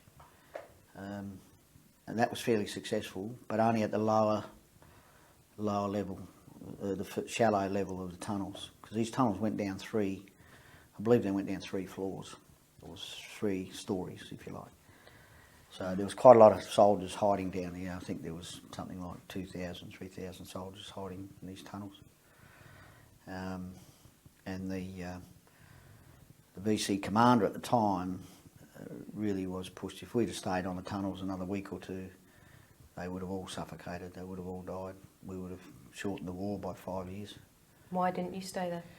Well, as I said earlier, I think the commander of the 173rd Airborne Brigade had other obligations that he needed to fulfil, but in the bigger picture, I guess. But this was a pretty big picture, which I reckon was a drop catch. We should have stayed there until the job was done. Did others feel like you? Yeah, we knew, all the grunts at my level knew this was big. We've stumbled on something very big, because the VC didn't, normally they would, with a big force coming in, they'd break contact and move away and then pick a time of their own choosing to have a go, but these guys didn't go away, so we knew we were onto something fairly big. And as the history shows, that it was the headquarters for the whole VC operation in South Vietnam, and it was a huge drop catch by senior management, if you like. How are you feeling at this time about the hierarchy? Well, I think we were in Vietnam, apart from 1 or 2 good officers that I worked with and still know today, I think a lot of our senior officers were very, very poor standard in their management, and I think that reflects in what happened with our own landmines. So at the grunt level, we knew what was happening, but at the senior level, sometimes information wasn't getting through or was just being ignored. It didn't leave a very good taste in our mouths, because we were thinking, well, you know, what the hell are we here for if you're not taking any notice of the information we're finding? I can imagine that would be hard. Mm. If you're there and you've discovered, I assume there were more than one network of tunnels, but you've discovered what, you and the other guys have thought, yep, this is It's a major complex. Why were grenades not just being thrown down there? Well, I think initially there might have been a couple thrown down if the VC had disappeared down the tunnel. But the tunnels were built in such a way, they were tiered, so they were at different levels, so that if you threw a grenade here, you had a blast wall there, and sometimes the tunnels went through a water trap so that no smoke or anything could get through the water trap. So the tunnel would be full of water, so whoever was in the tunnel would have to dive in the water, take a deep breath and come up the other side, and that was a water trap which stopped chemicals or smoke or any other blast from a hand grenade getting through to the other side or whatever. Sometimes the tunnels had stakes in them, punji stakes. Sometimes they were booby trapped.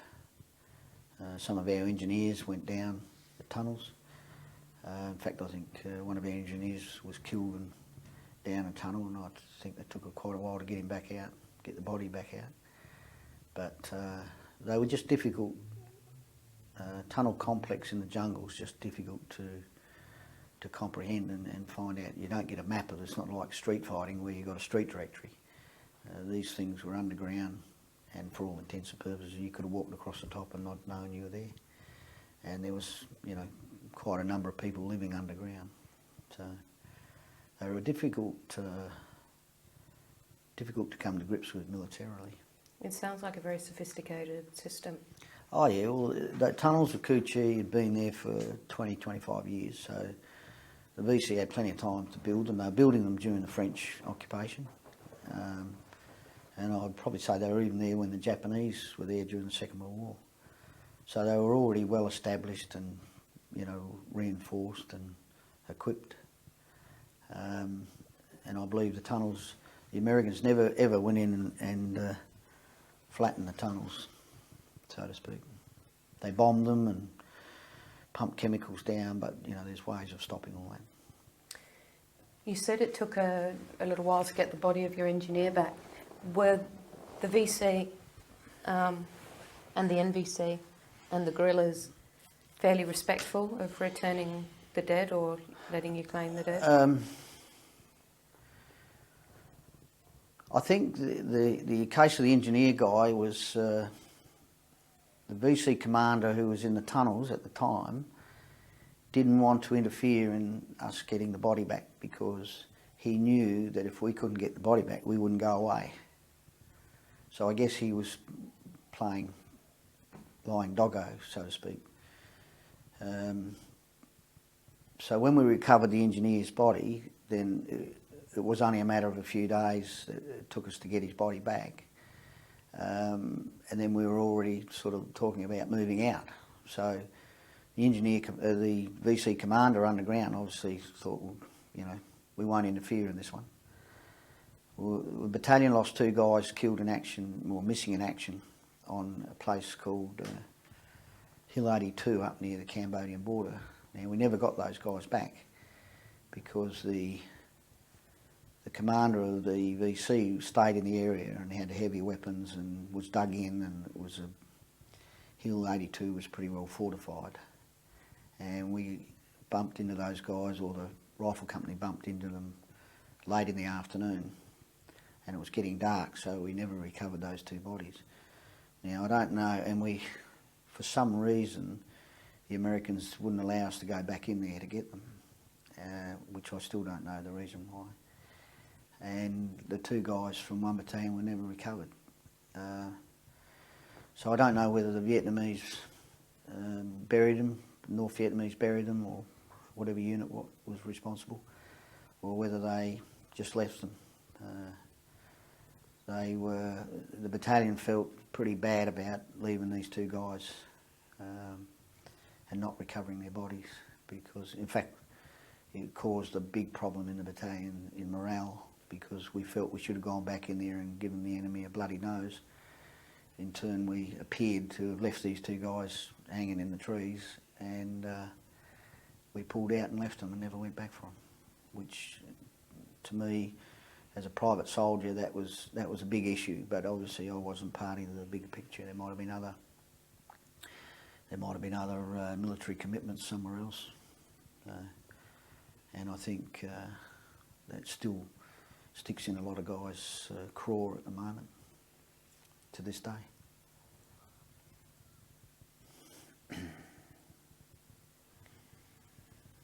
How does that affect morale?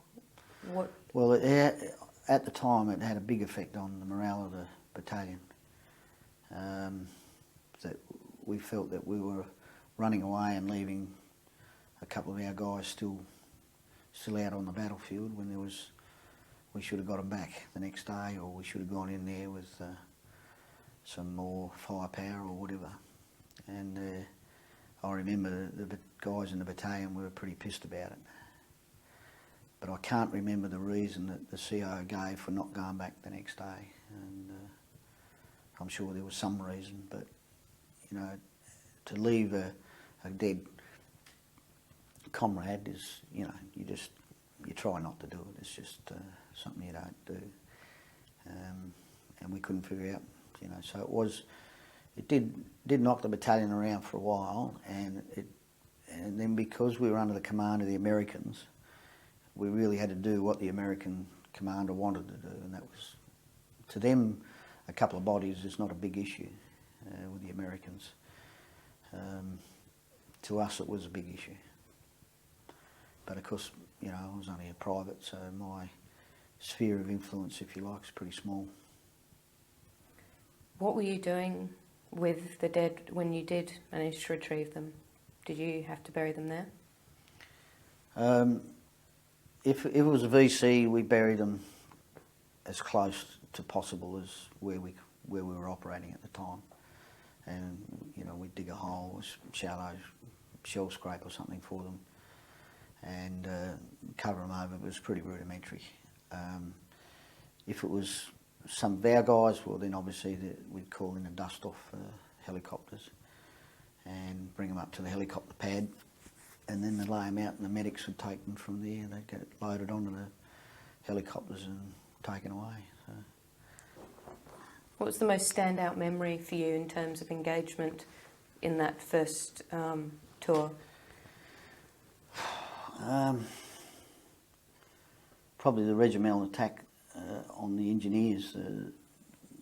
As I said, we had ringside seats, but we were told not to fire, not to engage or draw attention to ourselves.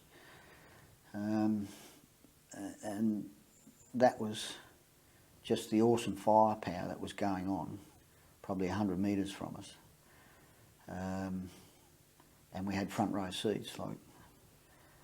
I guess that was, although we weren't involved in the conflict directly that night, we couldn't believe that these guys had, jogged all this way, put in a regimental attack, and then jogged home the next morning. A lot of their comrades were dead and wounded with blood trails everywhere, but it was a huge battle which started about 2 o'clock. We copped a few mortar shells here and there, but nothing outstanding. I don't think they were directed at us anyway. But the order came that we weren't to fire on any of these guys, otherwise we may draw the main attack onto us. So it was sort of a bit cagey on our part, I guess. But how did that feel for you? I think at that stage we were well into our tour, so I felt sorry for the Americans because they were copping a full frontal assault, but I felt reasonably relaxed because I was in my 4'6" weapon pit, well camouflaged and well protected. So I sort of felt, well, it's better them than us. So it's probably a bit mercenary to say that, but I was glad that we weren't taking the brunt of the attack and they were. So that's about all I felt really. And just kept my head down, make sure I didn't cop anything between the eyes. Did the VC recover any of their dead, or? The VC in the morning, about 4 o'clock in the morning, we could hear the ox carts carting away all the bodies because they were organised to take all their dead off the battlefield and wounded. And they were very good at that, and we could hear the squeal about 4 o'clock in the morning. The battle died down, and then we could hear the squeak of ox cart wheels, and we couldn't work it out what it was initially. But then we realised what they were doing. They were loading all their dead and wounded on the ox carts and then taking them away through the jungle or wherever their staging posts were, or regimental aid posts were, or hospitals. But they were pretty well organised in that respect. So, because it's a pretty big logistic exercise when you think about it. So, and they only had a small time frame to do it in, between 4 and 6 in the morning when the sun comes up. Otherwise they're vulnerable once they've been seen out in daylight. So they did it all in the dark. And the only guy we found was the one I mentioned earlier, who was wounded in the stomach. He was hiding in a bush. And he was the only, there was lots of blood trails, fresh blood, lots of bits and pieces and things, but he was the only one that we found, and he was wounded in the stomach. So they did a pretty good job in cleaning up the battlefield, and they did that throughout the whole war. In any of their big battles, they tended to always come back and pick up their dead and wounded. And they wouldn't be fired upon at that point? I wouldn't say that. If they'd have been seen as military combatants, they probably would have been fired upon. But I don't think we ever found or saw one of their ox carts. Some of the guys may have down the track, but I certainly didn't. Were you, in your first tour, involved in any of these rice paddy sort of fights or patrols? Yeah, we did. I think one side of War Zone D there was quite a few rice paddies which we patrolled through and around. From my recollection, we never stayed in them too long because we were very vulnerable to sniper fire and mortar fire and booby traps, underwater booby traps, you know, tripwires underwater and that sort of thing. So my recollection is that we'd get, if we had to patrol anywhere near a rice paddy or somewhere like that, we'd do it reasonably quickly. And the ground could be cleared quickly too because of its openness, whereas the jungle took longer to clear. So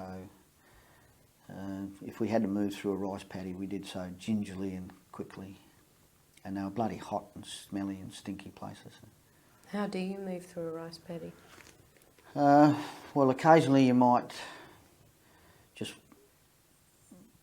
go straight through the rice paddy if you designated a specific task to do. You might just have to walk straight through the middle of it. You're generally up to about calf deep in water and mud and stuff. They were considered dangerous places by most of us, but because they're out in the open, so you're very vulnerable. So the plain of reeds, well, that was a different. That wasn't rice paddy. That was plain of reeds. Was chest high water, and you spent a long time in and around the water. And we were down there on operations, trying to hustle out the VC out of the area. This was your first tour? And the plain of reeds was not rice paddies, but that was more swamp. And that was bloody hard work working in and around that stuff because it's, you know, it's very difficult to work in water. Can you tell us about that? I mean, where are you putting your gear at this point? What are you meant to be doing at this point? The idea was to flush out, I think the order was to flush out VC elements in the plain of reeds, and we went down there on a helicopter flight, and I don't think first time we'd ever come across it. And suddenly we're, you know, working in, I mean, there were dry areas, but most of it was underwater. And it was very difficult because the VC had underwater tunnels, entrances in the river banks and so on. So it was not an easy job to flush them out. And in fact, I don't think we had too many big contacts down there. But just the sheer physics of working in knee-deep water or chest-high water is just bloody hard work. And I don't think we achieved a lot, to be honest. How long are you standing in that kind of water for? How long are you walking in it? Well,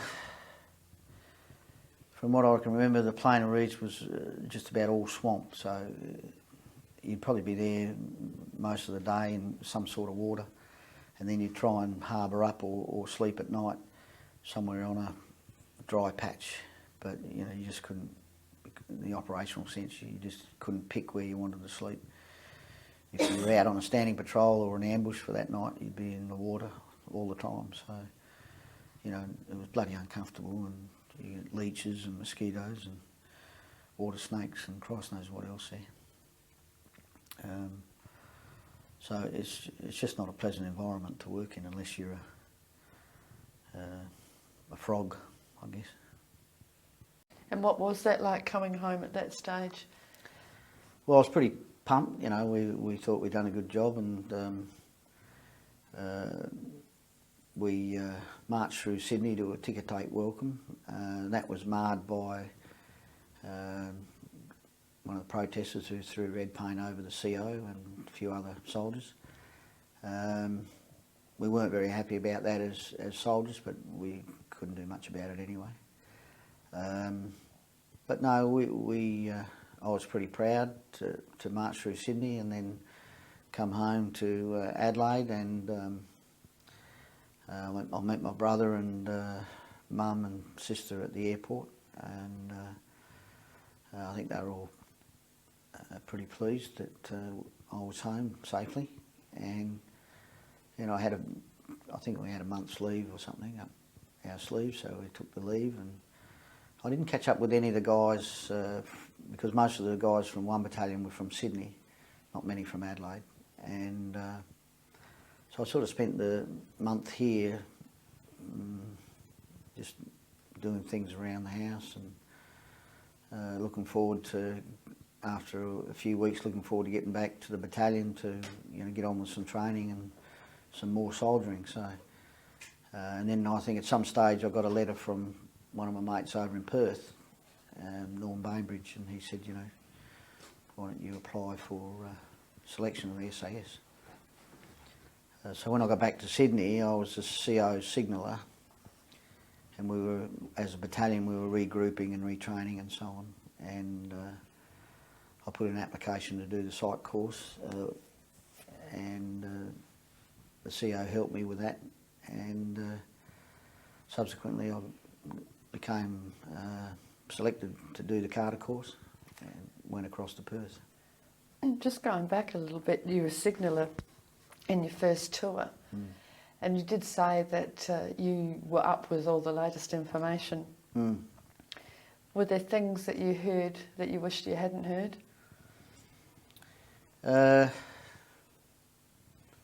Probably on one occasion, I think we went into I think it was Hobo Woods again, and for some reason we changed the landing zone was changed in mid-air when we were flying, and one of the LZs was occupied by the VC, so the plan was to go to another LZ and land the battalion there and then fan out from there.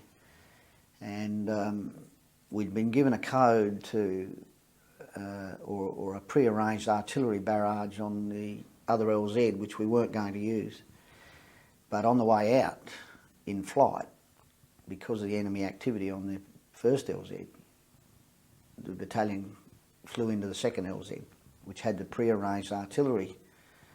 I think the artillery was to come in at midday or something. And we landed on this thing, and a Pioneer platoon, we fanned out to one side, and we were protecting one side of the LZ. And then I heard this bloody code come over the radio.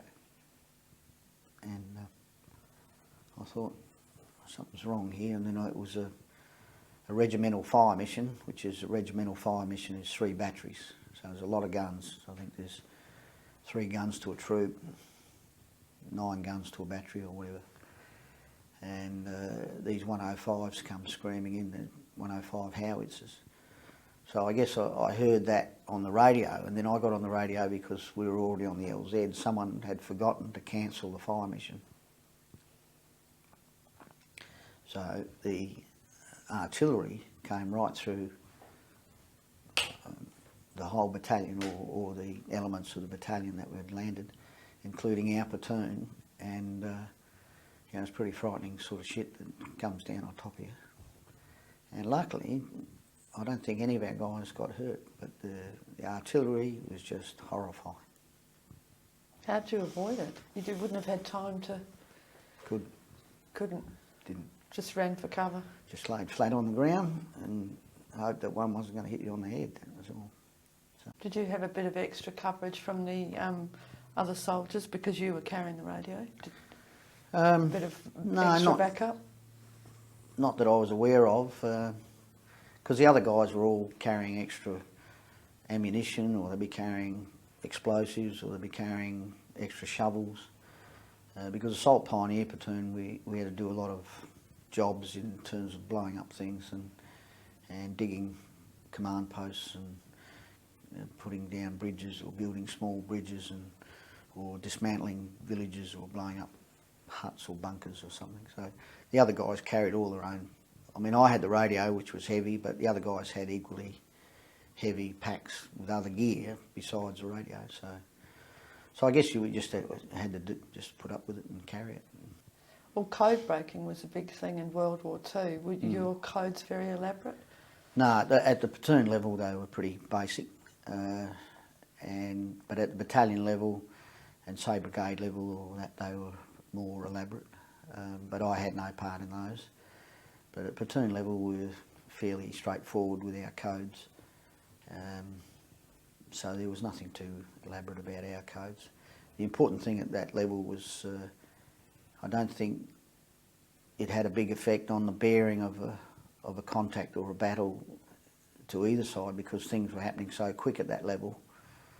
But at brigade level or battalion level, there might be information passing regarding an operation coming up next month, or so it was more inclined to be more elaborate at that level because you're talking about in the future. Whereas at section level, platoon level with radios, I'm talking to you now because we're in contact with the enemy and we need some help, or we need a dust-off, or we need resupplies or whatever. So it's more of immediate effect. So you sort of go, further back you go, the more elaborate your codes are. So you went through all of that in those 12 months, and then you were itching, you get back to Australia for a month and you're itching to get back into it again. Yeah, well, I guess a man's got to be a bit silly, but I figured, well, if I'm going back to Vietnam, which there was a good chance we're all going to do a couple of years there, then I wanted to go with the best professional unit that there was available in the Army at the time. As I said, a couple of mates of mine wrote to me and said, look, this is a good unit, it's very professional, a different type of work, and I wanted to, if I was going to go back and put my neck on the line again, then I wanted to make sure it was with a good unit, good professional soldiers. So I was still thinking as a professional soldier at that stage. And as I said, I put in an application and got through the psych test, and then I was selected to do the Carter course over in southwest Western Australia, down near Collie. I think we spent a fair bit of time in the bush down there, and we started the Carter course for the SAS is a bit different it's more physical and mental. Again, it's mentally tough, physically tough. And what I found different from infantry work was that in an infantry or a section, as a private, you don't have any input on what's happening around you, apart from your immediate vicinity. Whereas in the SAS, they call for your input. They want your opinion. And even though you're a private, they still respect, or a trooper, they still want your opinion on perhaps doing an operation, how you're going to do it, what weapons do we need, what do we need to do. So I found that different, and I found that to be very good actually, and because you felt involved in the decision making at that level. That would have had a wider implication then to make sure that the SAS worked together as a tight unit. Would that have been part of that? Yeah. If the whole team, if the patrol knows that what it's got to do, and everyone's aware of everybody else's capabilities and weaknesses, and the SAS is very good at bringing that out and making sure that everyone has some input into how something's going to be done. And the nature of the SAS is that it does a lot of specialist roles, and they're not straight up front infantry work. So, for instance, you might have a patrol doing a job. This might be a special recce patrol. So therefore, you want input from your members on how you're going to do it, which way you approach the target, what's your escape routes, what's your communication plans. Do you take sketches? Do you take photos? Do you do this? Do you do that? So I found suddenly I was getting involved in the process of making decisions about how we're going to do things, whereas my first tour was simply I wasn't even involved in anything apart from handing the handset over to the platoon commander or the platoon sergeant and passing on messages and so on. So it was a whole new ball game in terms of professional soldiering. It probably pushed you to a different level of excellence. Yeah. The physical side, I kept myself physically fit anyway, so I didn't think the physical side of the Carter course was hard. Some guys found it hard because they weren't physically fit anyway. I'd already had a tour under my belt, whereas a lot of the guys on the Carter hadn't been to Vietnam. I think I was the only one on the whole course that had been to Vietnam at that stage. And so I was well ahead of the game. and the mental side I didn't find too tough. Some of the training was specialist training and tough, but I got through it okay. What were their requirements? What kind of characters were the SAS looking for? Well, I don't know what the requirement, what the standard requirement is. Only the psych doctors know that, but I think they needed, or they wanted guys that were obviously physically fit, mentally tough, and perhaps you could use the phrase think on your feet, so to speak. And we're not afraid of criticism. The unit at the moment, or it was back then, is big on self-criticism, critiques everything it does, and that's a good thing. And infantry skills were at another level. For instance, you have to be a first-class shot in all infantry weapons. I specialised in foreign weapons, small arms, and languages. I ended up doing a Vietnamese language on the second, before I went back the second time. Colloquial language, just enough to get by. So they had a lot of other skills developed. Forward scout skills were developed further in the West than in the infantry platoons. Training is different in as much as some of it's unconventional training that's not written down in the safety rule books and so on. So yeah, they're a bit flary sometimes. When you say unconventional training, can you expand a bit on that? Well,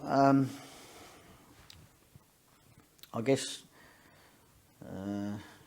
30-year rule doesn't apply to me, so some of our training was, for instance, we draw a circle, maybe 6 feet circumference, and 3 or 4 of us would stand in the circle, and the instructors would fire weapons around our feet.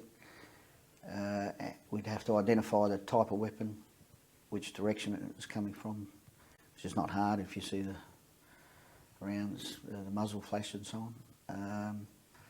And it was also getting us used to rounds flying around close by, because when a round comes closer, it's zip crack, breaks the sound barrier, and it makes a totally different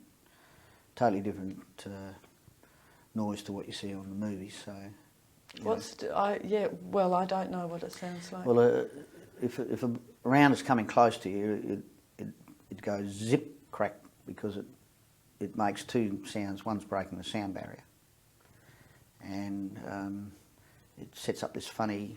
It sounds like angry bees or hornets, and so they make quite a different sound. If a round's being fired, 20 feet away from you, then you don't hear the zip crack.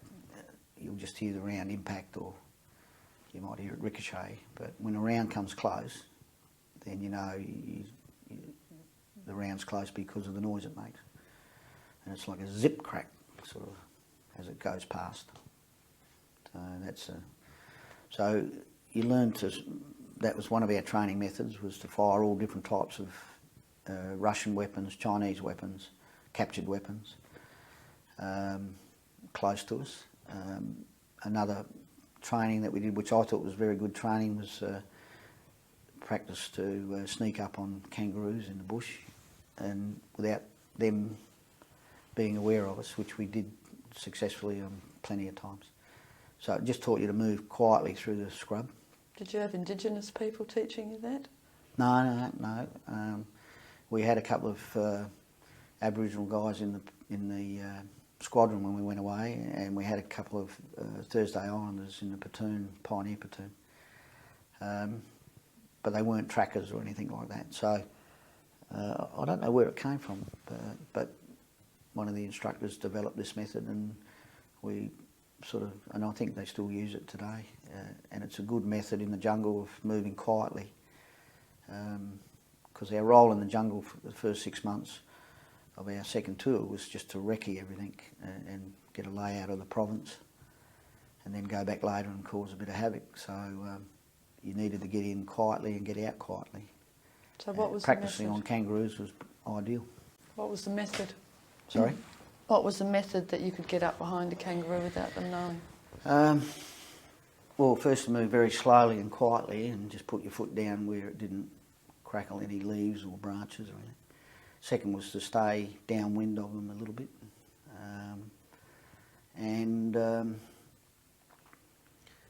That was essentially about it, and move very, very slowly so that they didn't...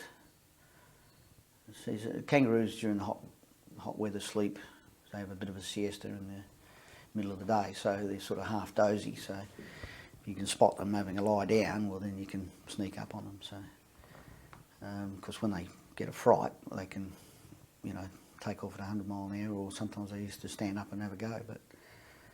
But it was good training, and it was slightly different. The training in New Guinea was different. That was very, very tough training up there. In fact, we were training up in the Owen Stanleys where they fought the Second World War. We were using that as training ground, so that also helped us in Vietnam. Helped you in what sense? Well, just to, again, toughen us up and expect tough terrain. But when we went into Phuoc Toi province, most of it was flat, so we figured it was fairly easy terrain, but some of the jungle in Vietnam was, you know, terrible stuff to get through. So I guess, again, it was to toughen us up mentally and physically for jungle warfare.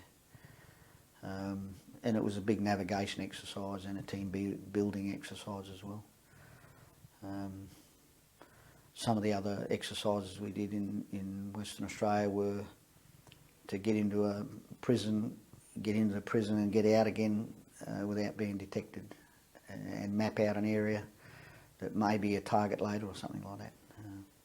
And these were just sort of basic infantry skills to get in and out quietly so that nobody knows you're there, because a recce is no good if you're being spotted.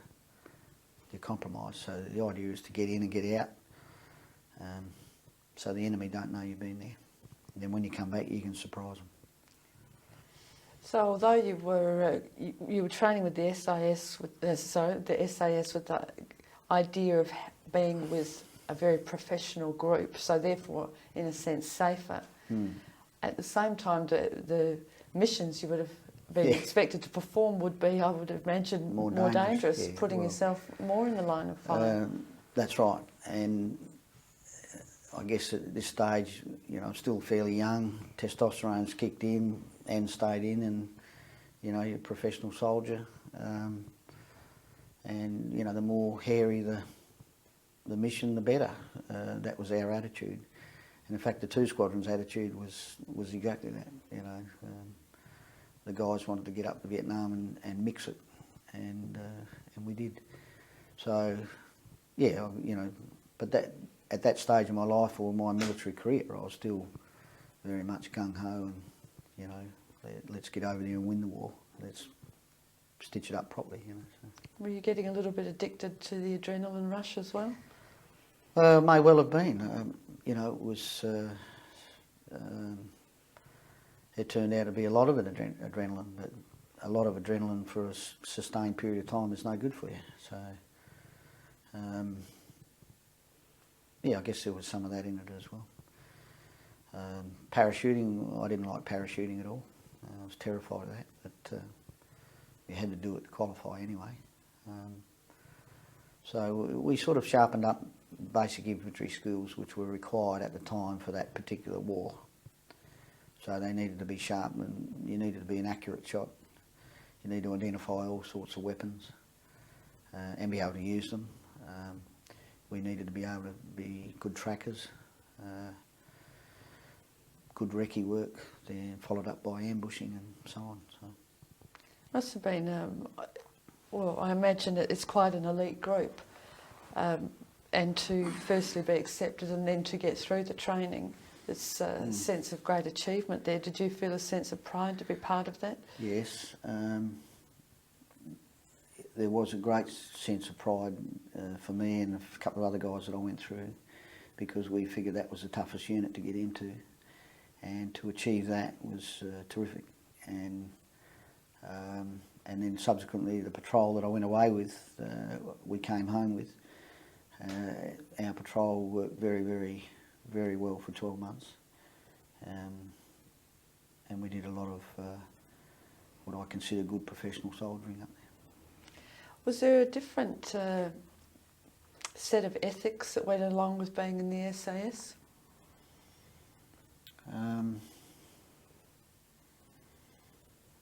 No, I don't think so.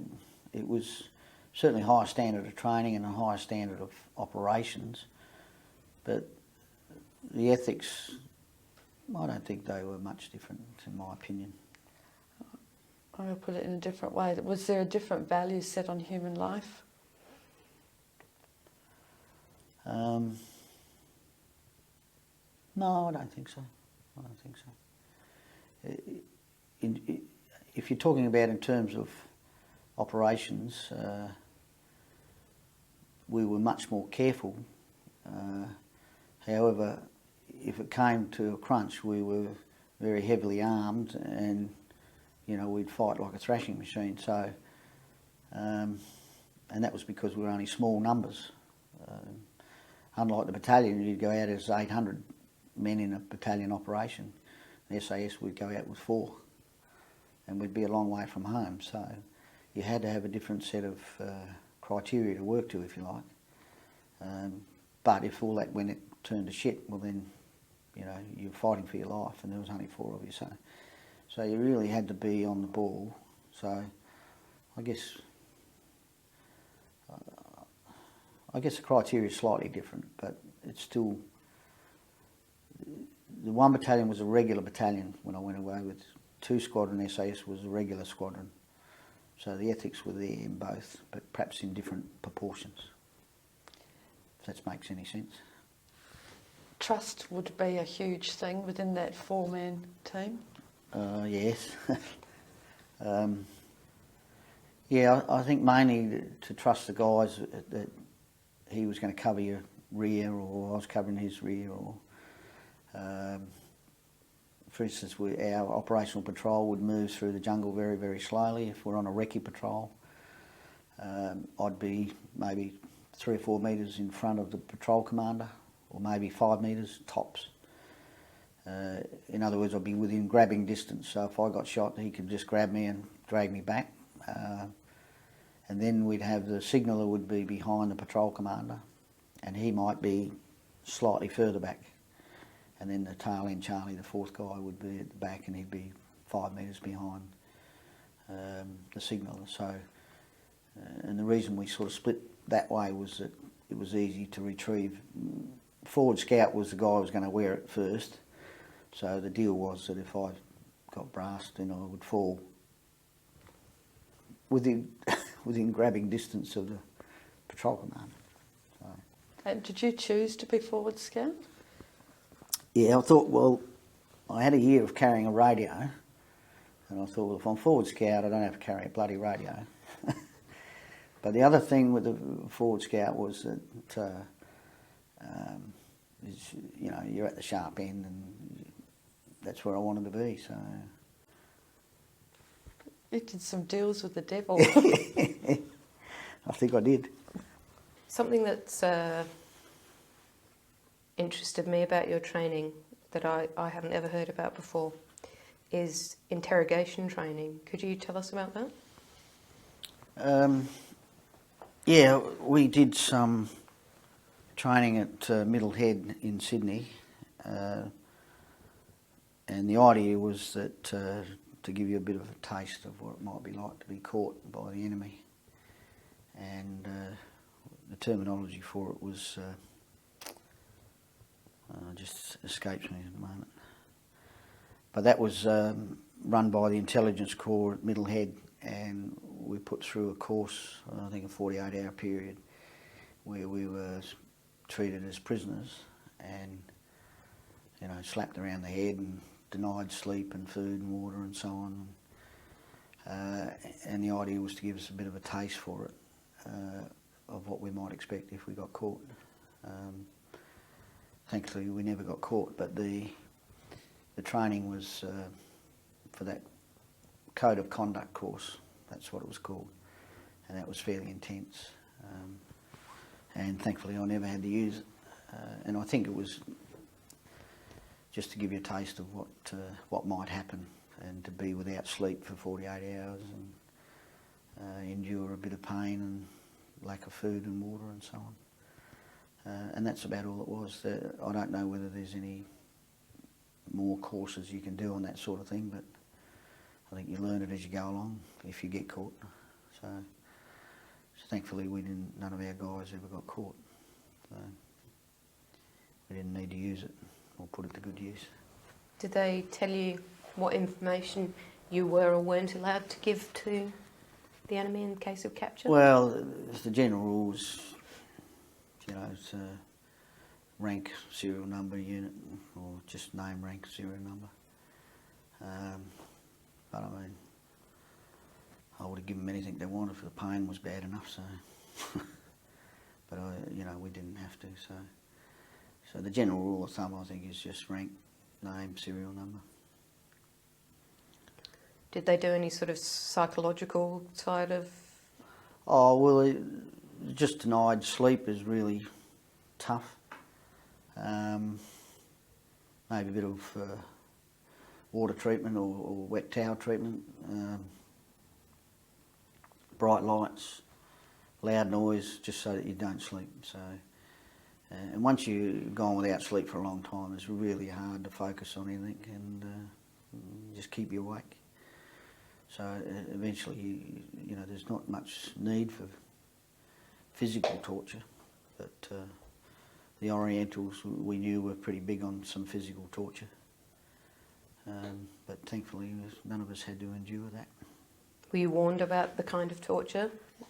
Yeah, at the beginning of the course, they said, look, this is, although it's only a short course, code of conduct course, and it was run by people at Middlehead. So we did have a little bit of warning about it, but it was, it was just an experience of going through the course, and I found the toughest thing was without sleep. You just, your mind just goes mad. What was it like when you'd finished this course and you got your Sandy Beret? Can you remember that day? Yeah, we had a parade over in Perth, and the berets were handed out to those that qualified, and I think it's still the same case today. I don't know, the numbers on our course were probably maybe 50 guys on the course, and I think probably less than half sort of passed. So, and I still think that's the same today. They're a very high standard of selection. Not everybody fits the bill, and the SAS don't always necessarily want everybody. So we were building up a squadron to go to Vietnam, so I guess they were looking for numbers, and they run, I think at that stage they were running maybe 2 or 3 Carter courses a year to build up the numbers, and if I remember correctly, there wasn't that many that passed, maybe 10 or 15 that passed the course out of 50. So it's not everyone's cup of tea, the training or the type of work. And the SAS look for a particular type of person, and if you don't fit that bill, well, you get the flick.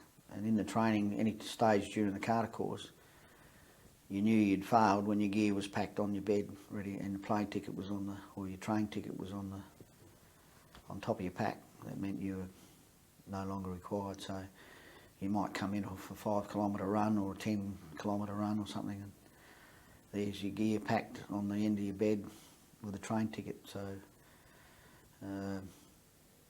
most of the time no reason was given, you just didn't fit in. So that could happen at any time during the Carter course or the training. Once the Carter course was completed, then we did a parachute course, which was at Williamtown, New South Wales. Then I went down to Hillsville for 3 months in Victoria, medical aid course. And then I did 12 weeks language course, and then came back to the unit and proceeded to specialise in weapons and tracking and ambushing and general infantry skills that we needed at that level. So the training was fairly intense for another year between tours. So, you know, it was very intense because the courses that were available over in the SAS, you could put your name down for a course to do most things associated with military, and there was always something to do, and it was interesting work from that point of view, because in the battalions you very rarely got to do a course unless you were selected specially for something, because simply the numbers and the vacancies didn't exist in the battalions. Whereas in SAS, the list of courses is just tremendous, and you can learn a lot of skills, language skills, weapons, unarmed combat, explosives, tracking, ambushing, patrol commanders courses, whole stack of courses, sniper courses, a whole lot were available, and it was just something I wasn't used to in the battalions. You didn't get that range of courses. So the day that that's all over and you do pass, how did that? Well, I felt very privileged to get the Sandy Beret. We thought, you know, that we'd arrived in pretty good shape, in a good unit, and still do today, you know. And I still stay in touch with a few of the guys that I served with, and I've got a lot of long-term friends over there. Although the work's very intense, and that sort of draws you closer to these guys, and some guys you strike up relationships that you're friends with for the rest of your life, some guys you don't bother with, but that goes for all types of walks of life. So, yeah, we were pretty pleased to get our beret and belong to what we knew was a pretty good unit, and history speaks for itself on the unit now. Were you put in your groups of 4 men before you left? No, the patrol commanders or the patrol commanders in the troops were generally sergeants, and they would select who they wanted for their patrols from new recruits such as myself, and they would have the pick and choose who they wanted in the patrol, and then you'd fit in with that patrol and you'd train with that patrol, and then if things didn't work out, if personalities became or if personalities clashed or you didn't fit in for whatever reason, they might move you to another patrol or move you to another troop, which happened quite a lot. Our patrol started off with, in the training before Vietnam, we actually started with another guy. He didn't make the cut, so to speak, so we ended up with a 4. So our patrol was pretty steady from the time that we actually went into 2 Squadron. Mick Honegger, Ian Ramsey, myself and Mick Ruffin. Okay, so you've gone for a year of intensive training. You've had all these new skills, from language to interrogation and even a higher level of excellence in weaponry and so on. You're heading back to Vietnam. What are your feelings going back? How did you get there, and what was going through your head at the time? We were keen to get overseas. I remember the squadron was keen to get overseas and get stuck into the jobs that was going to be allocated. I remember all the guys were very keen. They were all professional soldiers and of a very high standard. So I went up with 2 Squadron on the advance party. We left from Perth. We flew out of Perth in a C-130 up to Butterworth Air Base, and from there we transferred over to a civilian aircraft which flew us into, I could be wrong there, but we flew into Tonson Newt Airport, and then from there we went to Nui Dat, where the task force was based now at Phuoc Toi Province, and that was southeast of Saigon. The advance party was maybe 20 people, the headquarters and a few other guys, and I was part of the advance party for our troop, G Troop, and as soon as we got acclimatised, I think we were up there within a week or so, and I went out on a patrol with the squadron we were taking over from. And because I was going to be forward scout, I went out as forward scout to start with. So, and it was a relatively safe patrol in the tail, probably only 5 or 6 clicks out from the Nui Dat. So it was a bit of a settling in period there, but on the whole, the squadron was pretty keen to do well and keen to get in and mix it. So, but we didn't realise what was coming up in 1968 was the Tet Offensive. So, you know, things got very intense. Were any of the guys in the SAS national servicemen? National servicemen could apply to join the SAS, and they had to go through the same cadre and selection course and so on.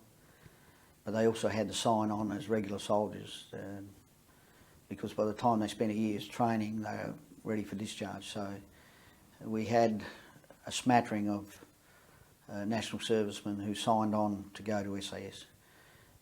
So yes and no. Initially they could be selected, but only if they're prepared to sign on for a minimum of 3 years. In which case they were no longer national servicemen, they were... Correct, yeah. Did that affect your choice at all? No, not really. Once they signed on to be regular soldiers, they were just as good as anybody else. Once they passed the selection course and the cadre course, then there was no reason that they weren't as good as anybody else. I mean, did it affect your selection of the SAS as somewhere you wanted to be? No. No, we were pretty happy with it, and we knew what the criteria was for national servicemen to get in there. Look, my attitude towards the national servicemen was one of, if they don't want to be there, we don't really need them. However, all national servicemen had a choice of going to Vietnam, despite what the media says. You were called up, but you had a choice whether you went to Vietnam or not. So you could do your national service at Woodside if you so desired. No one was forced to go to Vietnam. But a lot of national servicemen took the attitude, well, I'm here, I might as well go. And some of them turned out to be very good soldiers. I'd rather be fighting alongside a guy that I know that's got his heart and soul in it than I know someone's got 3 months to go and might not want to put his neck out, so to speak. So, did you find a high level of professionalism in the national servicemen that you worked with? Oh yeah. In the first? Yeah. Well, the first tour we had there was no national servicemen in one battalion. They were all regulars. And then the national service started to kick in after one battalion came home. And that's when they started to build up the other battalions. But the guys that selected that were national servicemen that went on to become SAS soldiers were all pretty good soldiers. Otherwise, I wouldn't have got through the selection course. So. Sure. And their attitude was, they're professional now, so, you know, we're here to do a job, let's do it. So what's it like being back in Vietnam? What are you getting a sense of, here we go again? No, the sense was, in fact, I was comfortable being back there than being back in Australia because of the political antics going on with the demonstrations. I was glad to be out of the country. To get to Phuoc Toi Province and Nui Dat in particular, it was a relief in one way, and it was a bit of trepidation in another because Fuktoy province hadn't been occupied by the Australians very long, so there was still a lot of work to be done to pacify the province, and we had a lot of hard jobs ahead of us, and I think every one of us was very keen to get stuck into it and, you know, get the job done with a minimum of fuss. Can you tell us about your first memorable patrol? Well, sure. The first one was when I was on the advance party. I went out with a patrol as a forward scout, and I was elected because the other guys were all coming home, so they didn't want to go up the sharp end to speak of. So I was elected for that, which I duly did, and I think we'd been out in the jungle for a little while, 4 or 5 days or whatever. And this chap came walking through the jungle, and he was in the free fire zone, which meant there was a big free fire zone around the Nuidat base, and anybody who was in that could be shot on sight. So this bloke was inside that, and I saw him coming down the track, so I gave the signal for the enemy, and I just squatted behind a bush, and he come walking towards me, and I had my weapon ready, and I could see he was carrying a sickle. So, and he was an older guy, he had a beard, and he had a whitish grey top on, and he didn't see me, and he was non-threatening. He didn't have a weapon. He had this big sickle. He was obviously out cutting wood or something. So he walked right up to me, and he didn't know I was there, so I reached up and grabbed him on the chest and stuck my rifle in his face.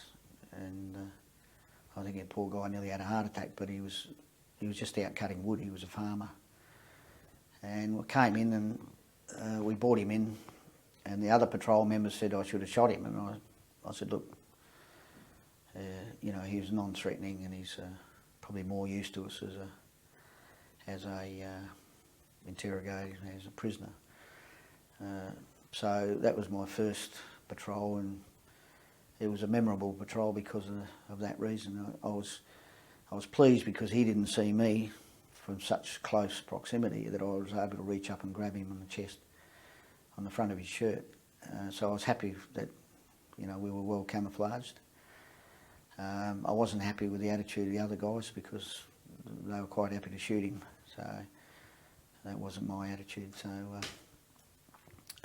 but I can understand their attitude. At the end of their tour, they weren't keen to get into, they wanted to play it safe. So, but anyway, the guy was frightened. He dropped his sickle, and I think he nearly had a heart attack anyway. So, but that was a fairly memorable patrol. It was my first patrol. And I think about 30 days later, the rest of the squadron came up, and we changed over. So, and I remember on the changeover, the guys that were leaving to fly home, they put a CS gas grenade under our tent with a time pencil to go off at 8 hours after they'd left, and we were all asleep in the tent. Next thing, this bloody CS gas went off, and CS is nerve gas, and it's not very pleasant stuff, but no long-term effects, but short-term it's bloody terrible. And this thing went off, well, caused a nice old havoc about midnight. We're all running around stark naked, and there's bloody CS gas over us, trying to get away from it. That was their idea of a joke. Was it your idea of a joke?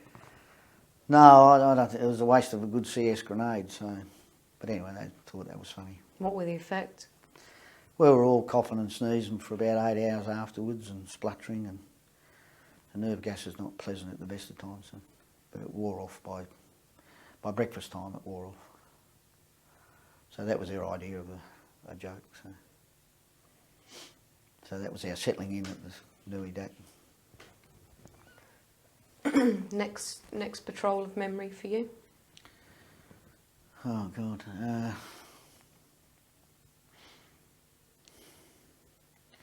I think probably the first 6 months of our operations up there were all recce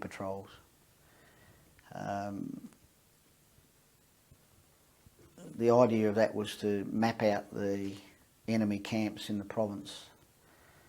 So they're all sort of nerve-wracking patrols, even though you don't have enemy contact.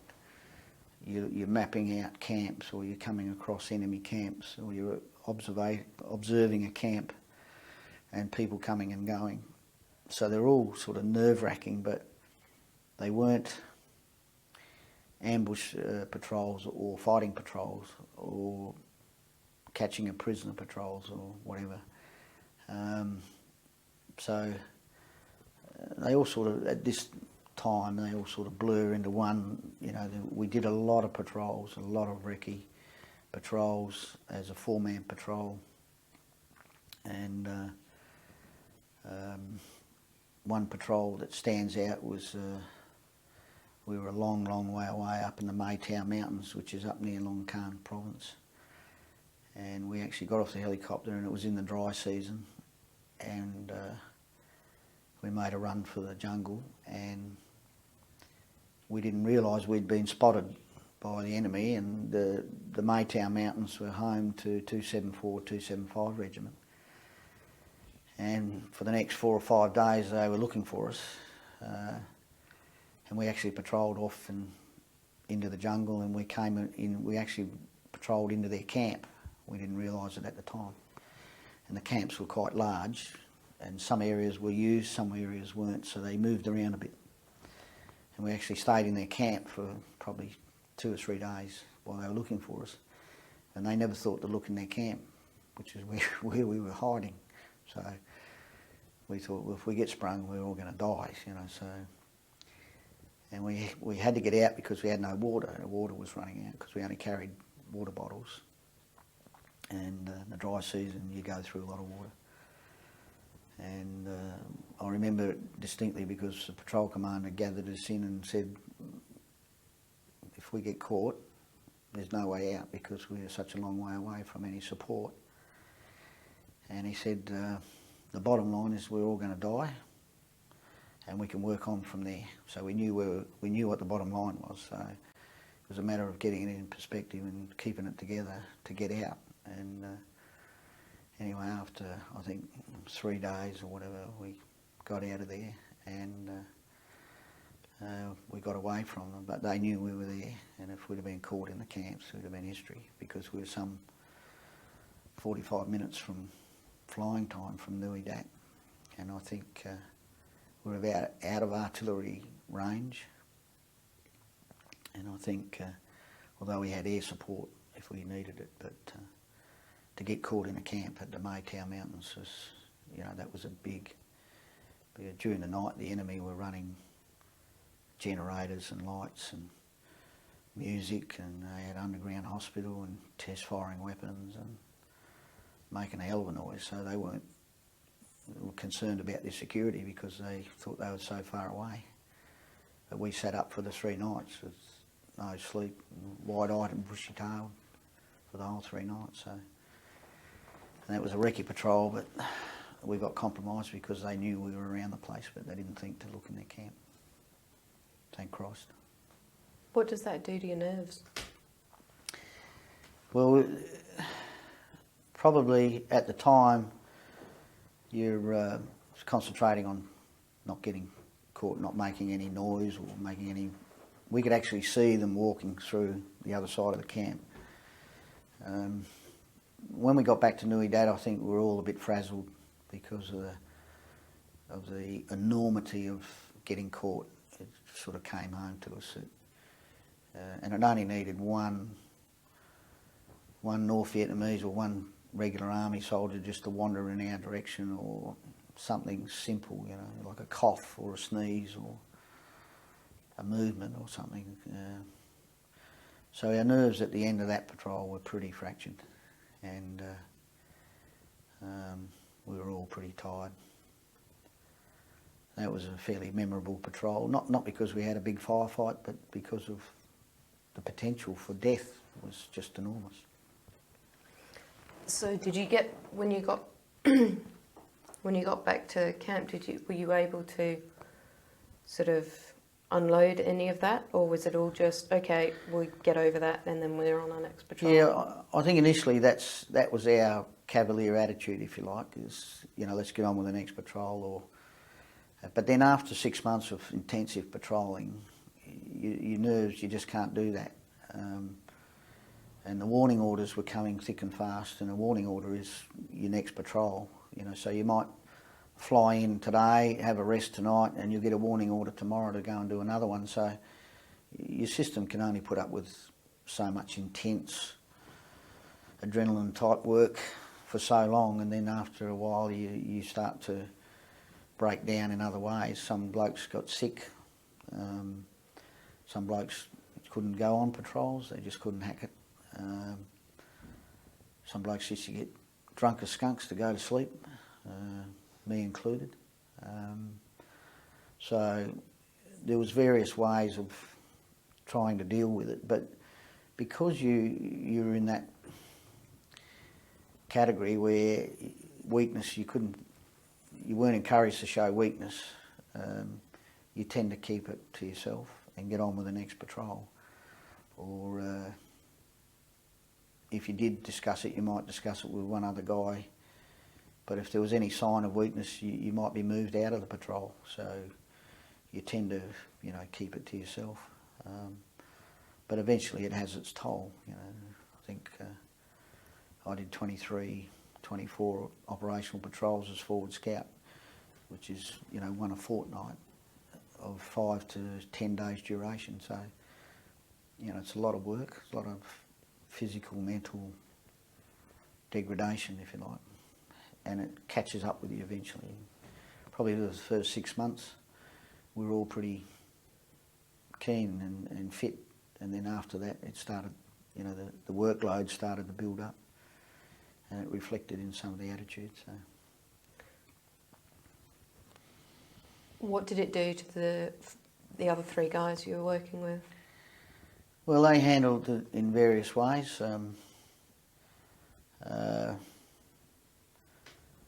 Some of the guys were fairly quiet. McConaughey was fairly quiet. He never drank. I mean, I used to have a few beers to go to sleep, and then it became a few more, and then it became a few more. But Mick Ruffin, patrol commander, was a heavy smoker, so but he never overtly showed any signs of nerves. And I know he was pretty tired at the end of the tour. We were all pretty tired at the end of the tour. We tried not to show it too much, because if you went to the CO or the SSM and said, look, I'm knackered, I can't patrol anymore, I'm tired, I need a break, well, they'd ship you out of the unit. So it was a pretty ruthless sort of way to go about it, but you know, that's why you sort of kept it to yourself. And you wanted to get on with the job and, you know, the job at hand. So this 6 months of a blur, essentially, of doing recce's and just constant patrolling has come to an end. Can you tell us what sort of phase you went into next?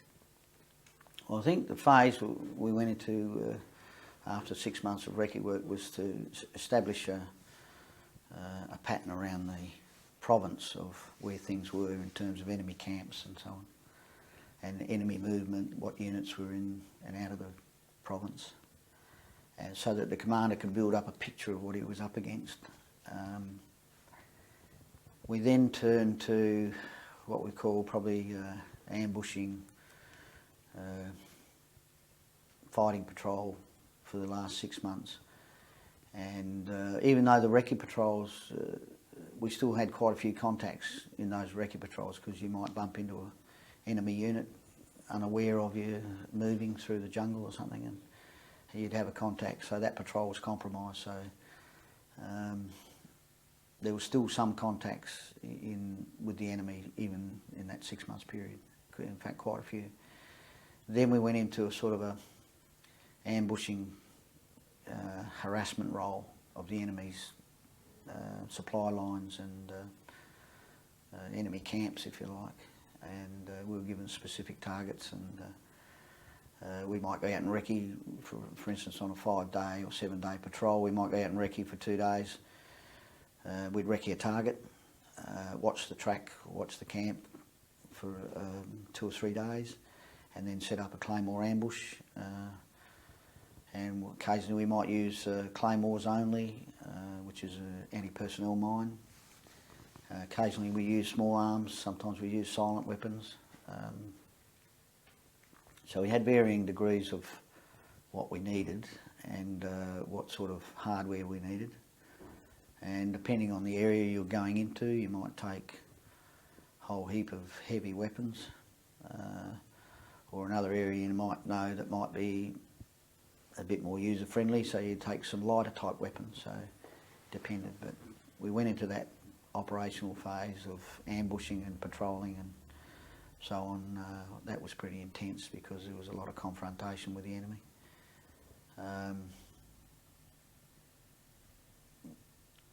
During patrolling periods, there was a period where the enemy would stop between around 11 and 2 when it got super hot.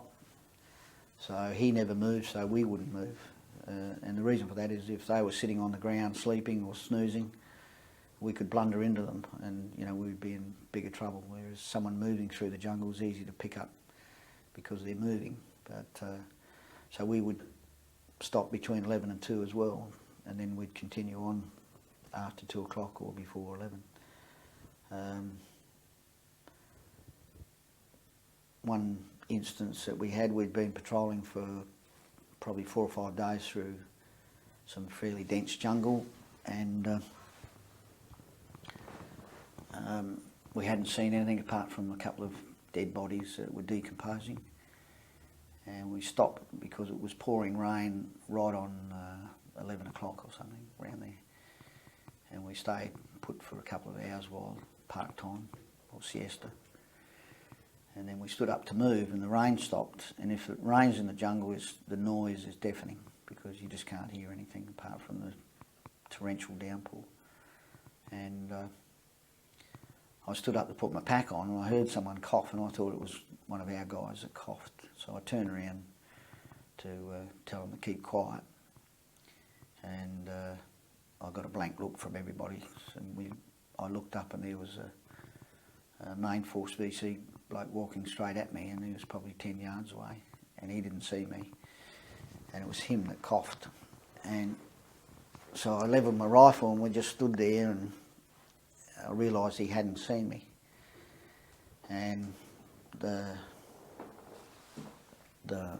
amount of guys that walked past, and I remember to this day, were 41. I counted every one of them. They were heading up to the Maytau Mountains from the coast, and that was terrifying because I thought if they spot me, you know, we're going to be in a superior force. Only 4 of us were going to be in big trouble, and I thought my heart was racing, the adrenaline was pumping. I thought they're going to hear my heart. Anyway, I levelled my rifle at the guy's chest, and I counted them through as they went past, probably no more than 10, 20 feet away. And I was terrified. And I didn't look them in the eye, because if you ever looked at someone in the eye or at the back of their head, you ever get a feeling someone's looking at you. So I purposely looked at their chest so that there was no eye contact, because that's what I was going to aim for anyway when I was going to shoot. And I was hoping none of them would spot me, and sure enough, I counted the 41 guys through with their equipment, and anyway, we got out of jail on that one. So we slowly turned around and moved back. But that was probably not the most terrifying time, but close to it.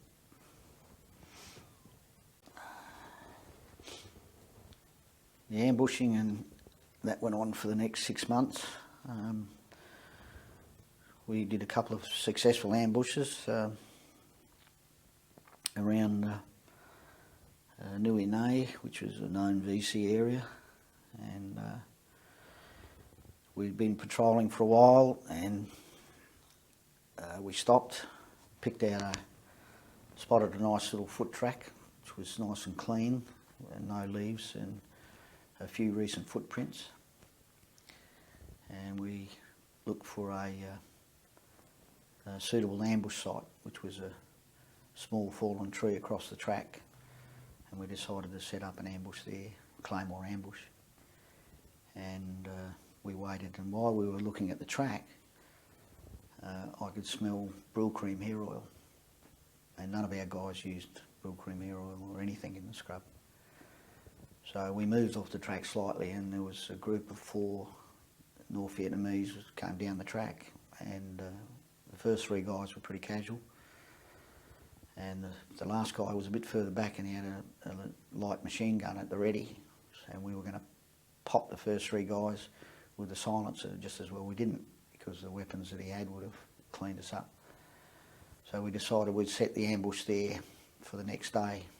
So we let them walk through, and we set the claymore ambush up, and we sat in this one spot for the whole day, and nobody came down the track. Anyway, later on we heard a signal shot, which later became an SKS signal shot, which we identified, and we thought the same 4 guys were coming back down the track, but they sent a supply party ahead of them, which consisted of, I think, 2 women, a couple of kids, another old guy, and 2 armed soldiers, and they were carrying rice or something. So we let them go through the ambush, through the killing ground, and they got to the other end, wherever they were going, and fired a signal shot, which meant the track was clear. So these 4 soldiers came walking back the other direction, maybe a day later, a day or 2 later, and we sprung the ambush on them. So we set up a successful ambush there where we didn't fire any weapons, and it was just a claymore mine. So the reason I say that is that if the local VC hear an explosion, then they think it's either a mine or a booby trap or an artillery round. If they hear small arms fire, then they know there's a patrol in there. So we try not to use our weapons, our rifles, unless we have to, and we use the silent Sterling if we finish someone off. So that was a successful ambush, and we netted, I think, 3 soldiers. The 4th guy got away, but I think he would have had a bit of a headache. And we searched the soldiers and got their equipment off them, and subsequently got into a firefight later, but we broke the ambush fairly clean, and in terms of a military operation, it was a good small unit ambush, so we were quite pleased with that. So Kerry, just for a bit of clarification, you've laid the claymore mines, you're waiting for the 4 soldiers, then you realise that women and children are coming down the track. How do the claymore mines not end up killing them, and how did you come to the decision? And well, the decision was discussed between myself and Mick Ruffin, the patrol commander, and we elected not to. They were only supply carriers, they weren't soldiers, so even though they were VC sympathisers, they weren't a legitimate military target, so it was, in the end, I guess it was pretty easy, and thankfully it was the right decision. So we let them go through the killing ground, and then we stayed in, the ambush stayed as it was. We stayed there, I think, maybe 2 days in the same spot, waiting for the 4 soldiers to return. And when they got the signal shot, they knew the track was clear. I don't think they came back that night, they came back the next day, and we were waiting for them. So I think it was the right decision, and it was just something that, you know, they weren't our target. So in other circumstances they might have been, but they weren't that morning. So. Is there a way that you can stop the claymore mines going off? I don't understand how you'd laid them and let these people walk on them and they hadn't got killed.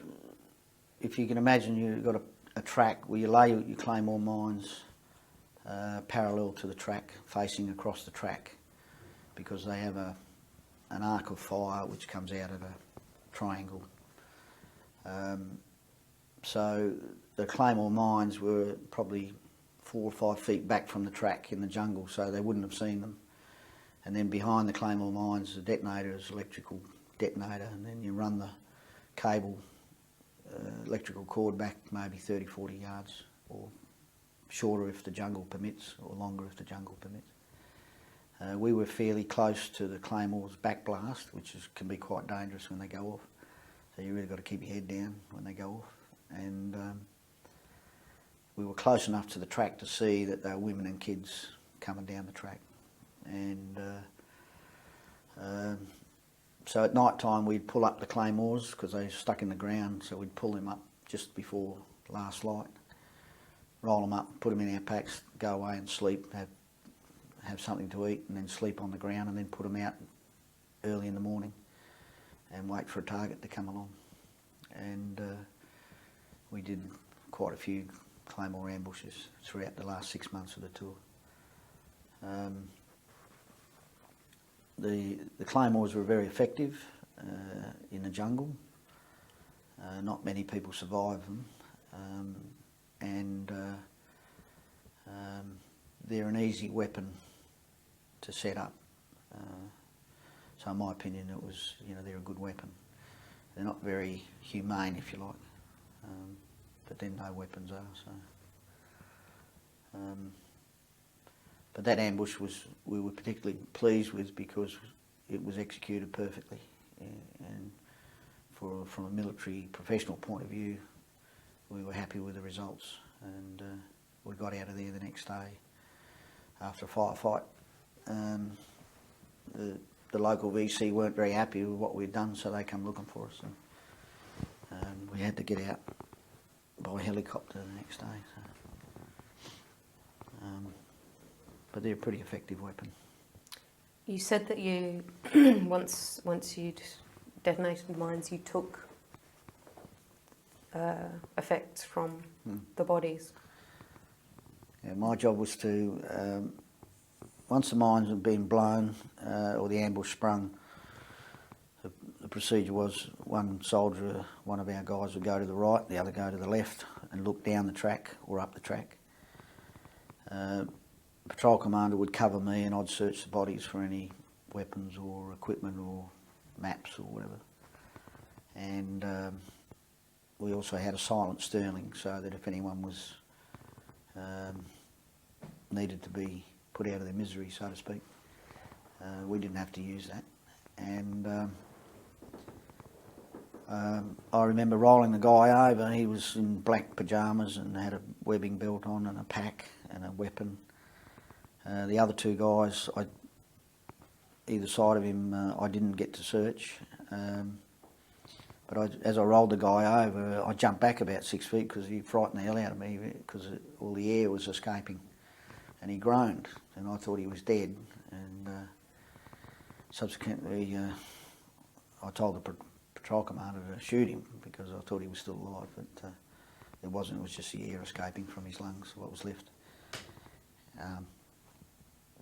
So I managed to take his webbing off him and his weapon and his web belt and a few other bits and pieces, which we took back to headquarters, and we went through that. But it was just gave me a hell of a fright because he was well and truly dead, but I didn't expect the air to come out of his lungs, which gave me a fright. But, did they carry any personal effects, or was it entirely tactical?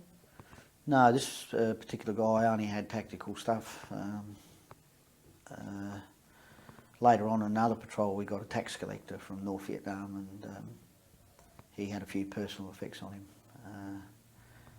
Some of the soldiers carried some photos and stuff, but generally if they were local they didn't carry much. If they were main force units they didn't carry much. If they were North Vietnamese they might have something on them. Obviously got families in North Vietnam. But this particular guy didn't have too much in the way of personal gear. It was mainly military stuff. The other 2 I didn't get a chance to search because there was some movement down the track, so we hightailed it out there as quick as we could. So there might have been some personal effects on the other two guys. And what happened in the ensuing firefight? Well, they just, the VC, there must have been more VC close by, and they must have seen some movement, i.e. me moving on the track or one of the other guys. So they decided to follow it up, and we had to lay down some fire to break contact and get away, but they followed us up for maybe an hour or two, and then they dropped off. So some of our methods was to, what we used to call shoot and scoot, was to lay down some fire and then make a break, and each guy had to go to one side or the other side, so that when you made a break you come down the middle. That way you don't get shot. Anybody outside that, the two guys, you run down the middle so that everybody knew where you were. So it was a good contact drill to have. So we always had two weapons pointing at the enemy, and two guys breaking contact might move 20 or 30 yards back, then they would come down, and it was so on and so on. So the other method we had for contact was if we accidentally bumped into the enemy and it was a contact, my job was to go to ground and lay down fire.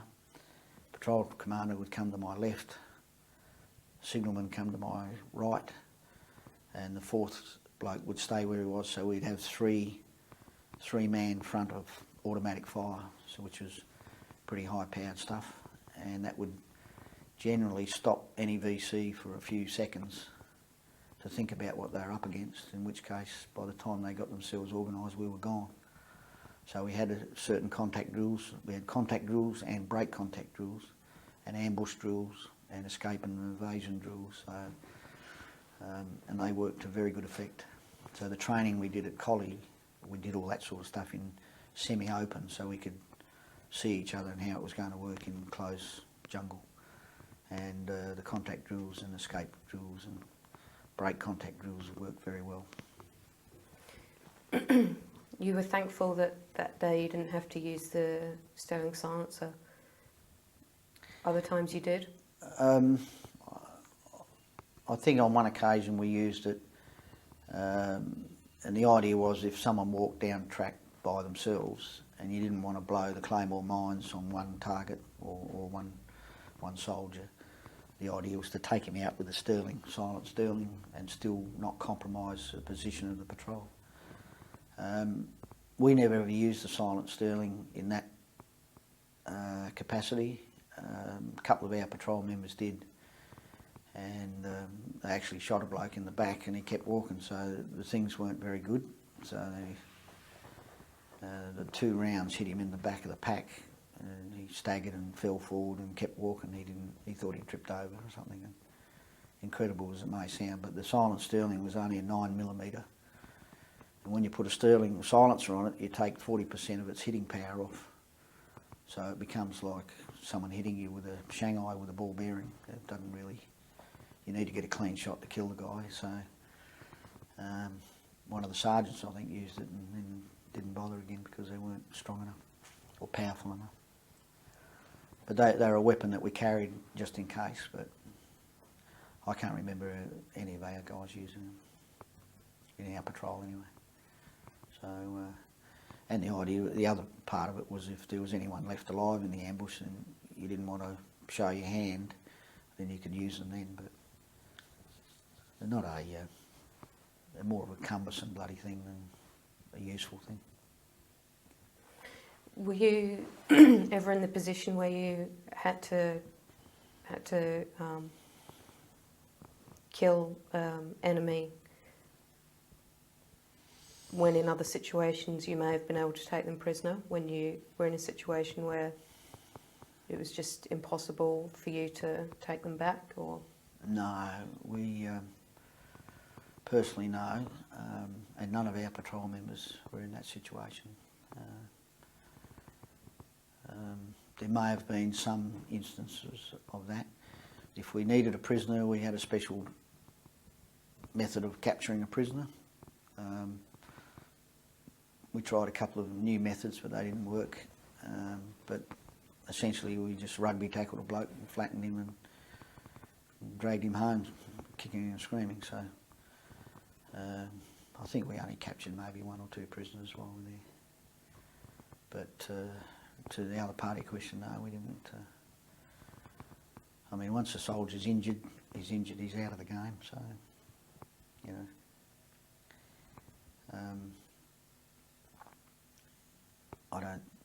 I can't recall anybody having to do that in the squadron. You said that you'd been utterly terrified counting those men's chests, but that it wasn't your most terrifying experience. Well, I guess on a scale of 1 to 10 it'd be up around 9 or, 9.5. What do you call 10, Kerry?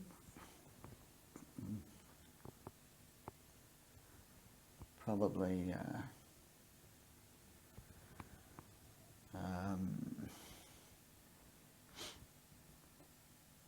one ambush went a bit wrong.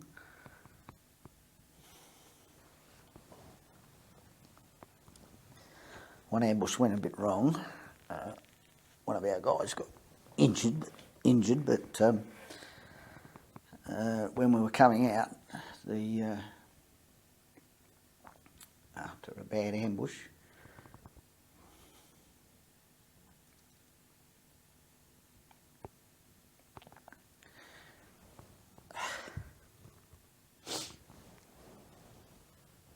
excuse me for a second. Sure. Take time. We had one of our guys injured, and we had a fairly strong firefight afterwards. We got him on the helicopter, and then it was a 10-man patrol, so his patrol, he was critically wounded.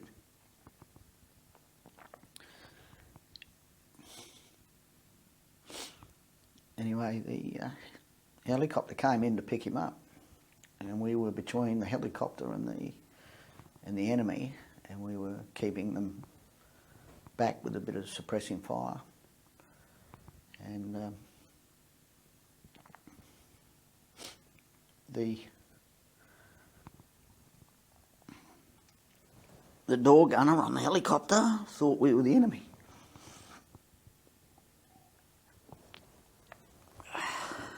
And we were probably 50, 60 yards from the helicopter.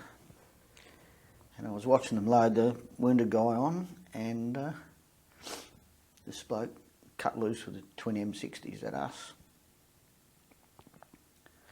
And thankfully his aim wasn't very good. So that'd be a 10 out of 10. Because he was shooting at us, and that was pretty frightening. So you had twin machine guns from behind and enemy in front of you and nowhere to go. Yeah. There was a bit of a communications failure. He thought there was only a 5-man patrol, but in fact there was a 10-man patrol. The helicopters can only take 5 guys at a time. One of those guys on the first patrol was wounded. So nobody had told the door gunner that we were still on the ground waiting for the second helicopter. And I saw his eyes light up when he saw us. I thought, oh, he spotted us. And then all I could see was this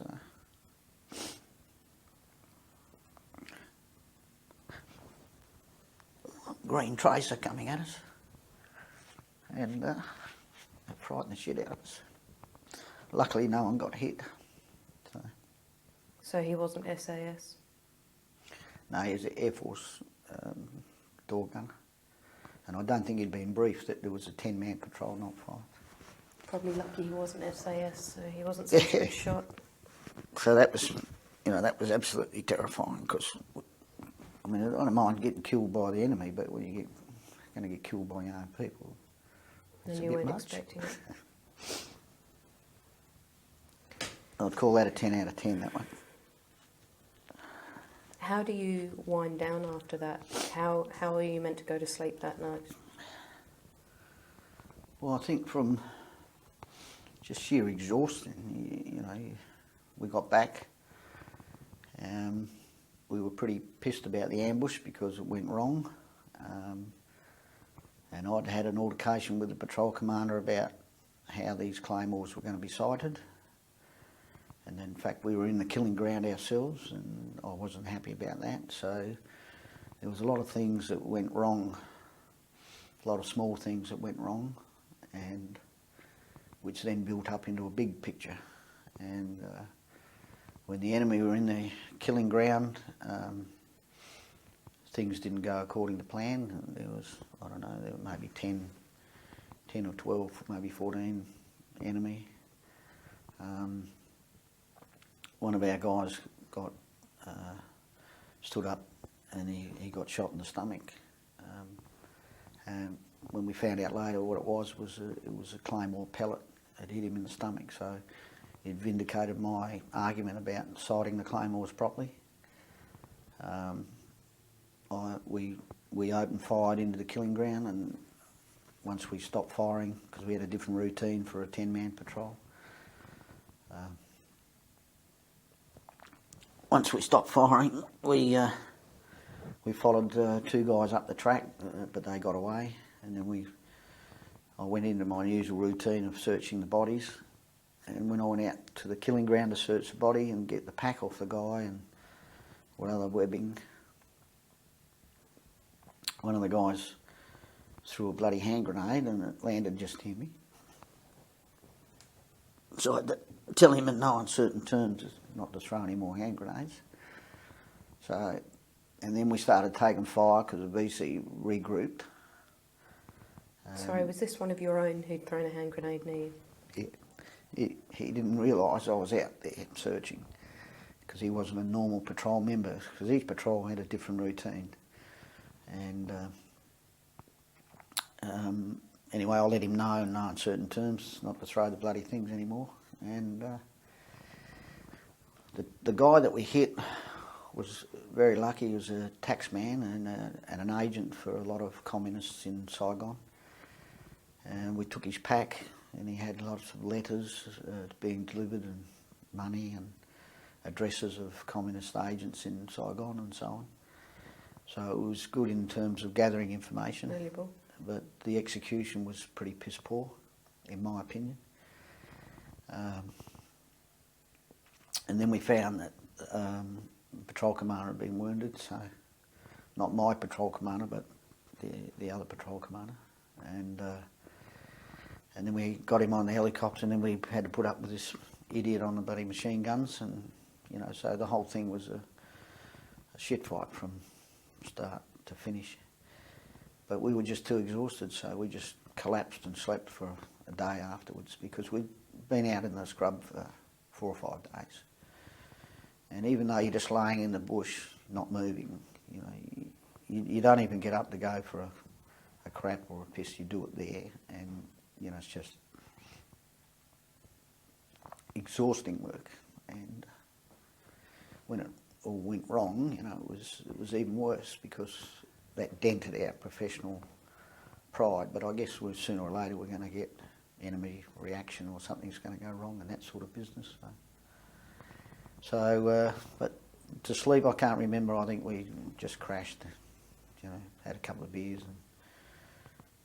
and I think within a couple of days we were out in another warning order. So some of it was pretty intense work. Did the patrol commander survive? Yeah. It turned out he had a claymore pellet in his stomach, and he's still alive. And I spoke to him a couple of times in Perth, and he's going all right. We don't speak about the ambush. Have you spoken to any of the other men about that ambush?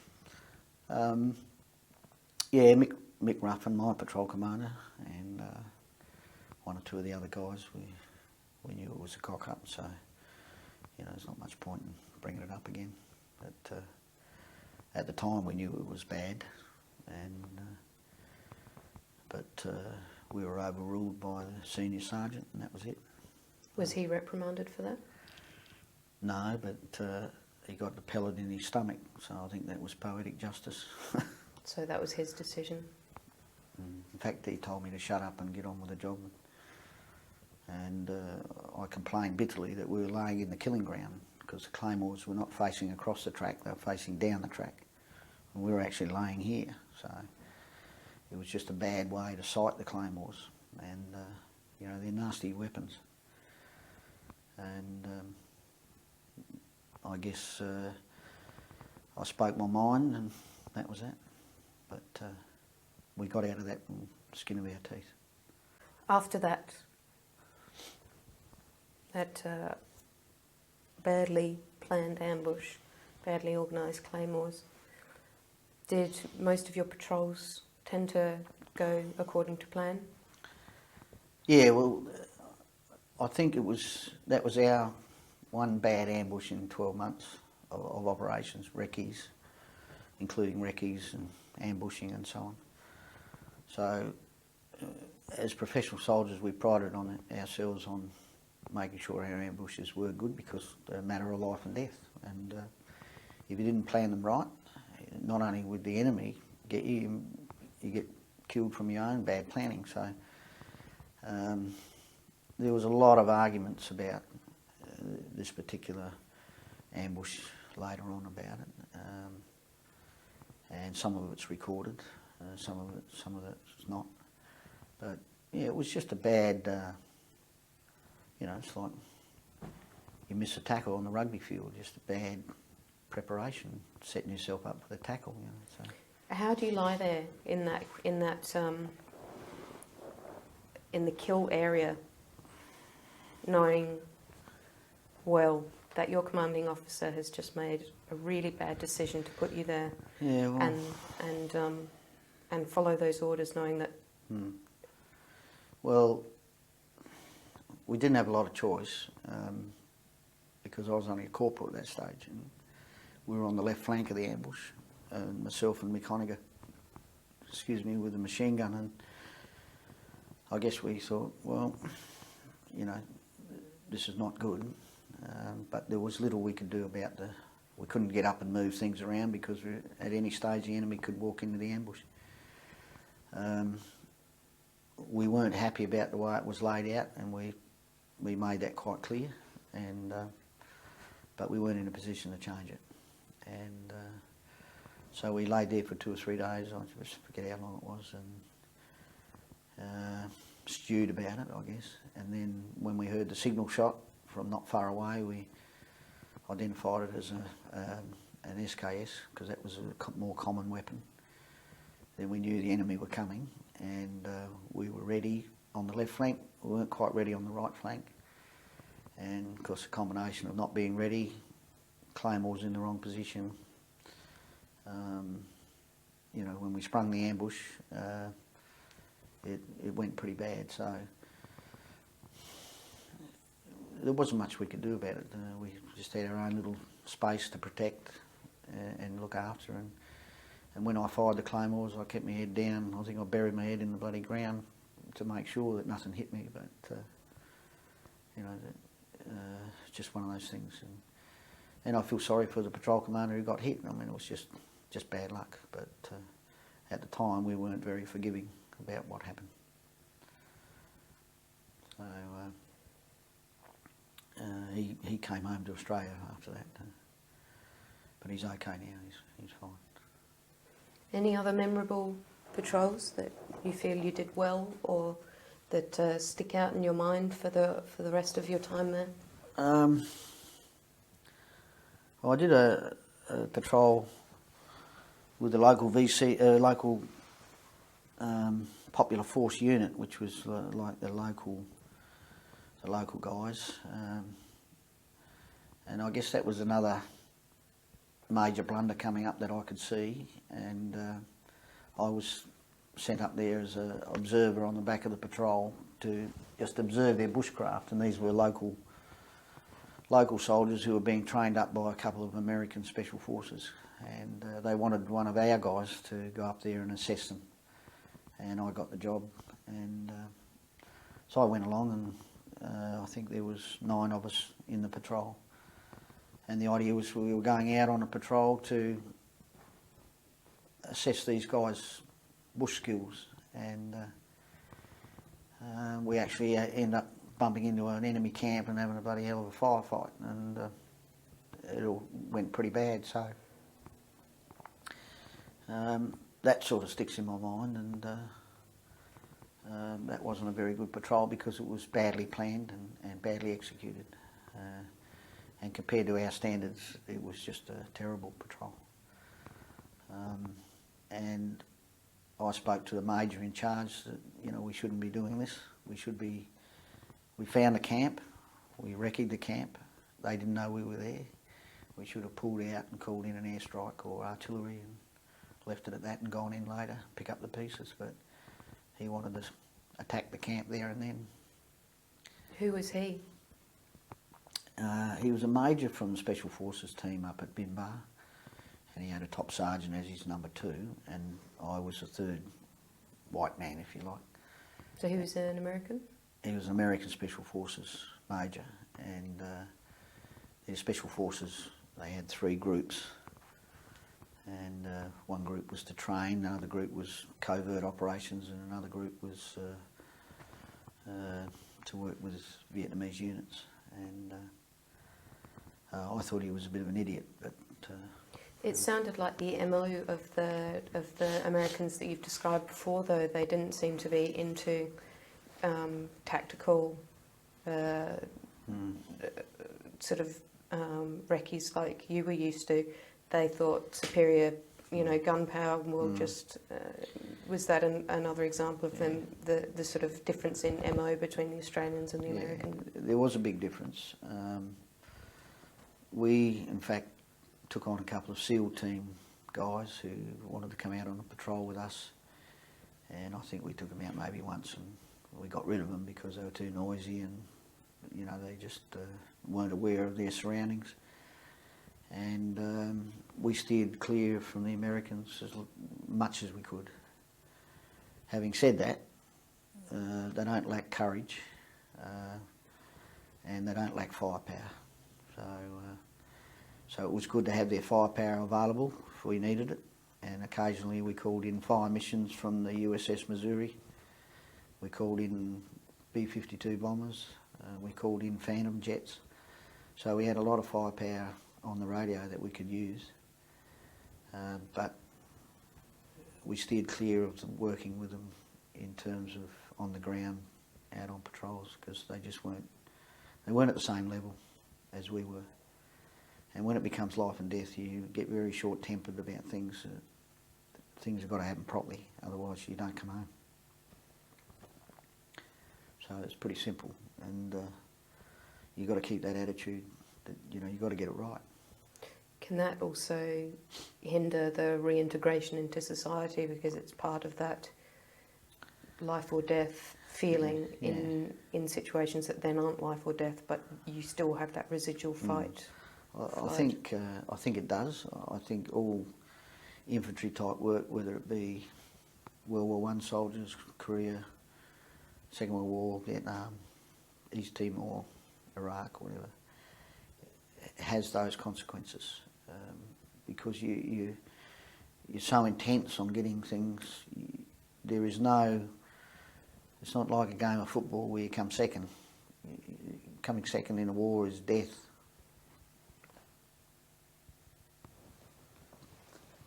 There's no comparison. So when you leave the army or you leave the services, it does have an effect on you.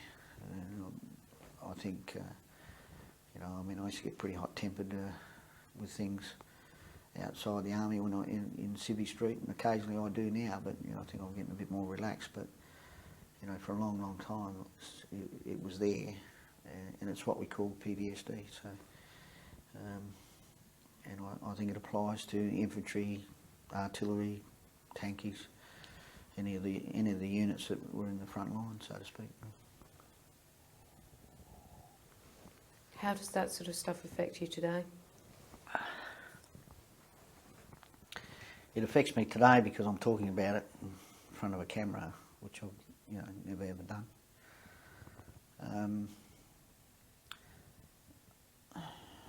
I guess it's they're memories that you have there, but you tend to forget them or suppress them, and you don't bring them up very often. So I guess that's how you deal with it. And, after I got out of the army, I think part of my problem was settling down and having a relationship. I mean, I just couldn't have relationships, long-term relationships with females, for instance, because I didn't. I had 4 or 5 good mates who got killed in Vietnam that I was close to. So I found it hard to get close to anybody. So therefore I found it difficult to have a long-term relationship. Some of the guys were okay, some of the guys were married up there, who came away married, had relationships already formed, but I just couldn't, and I found it very difficult to cope. So I cope much better now, I think, because I'm heading towards 60, and I know what I've had treatment for PTSD, and I know how it turns on and how it turns off. So I've got a better idea to cope. Whereas, say, 5 or 6 years after I'd got out of the army, I didn't know what it was, or how to deal with it. More importantly, these days I've got some idea how to deal with it and what it is. So it's, I guess, all soldiers get it at some stage. Would you tell the other guys if you weren't coping all right?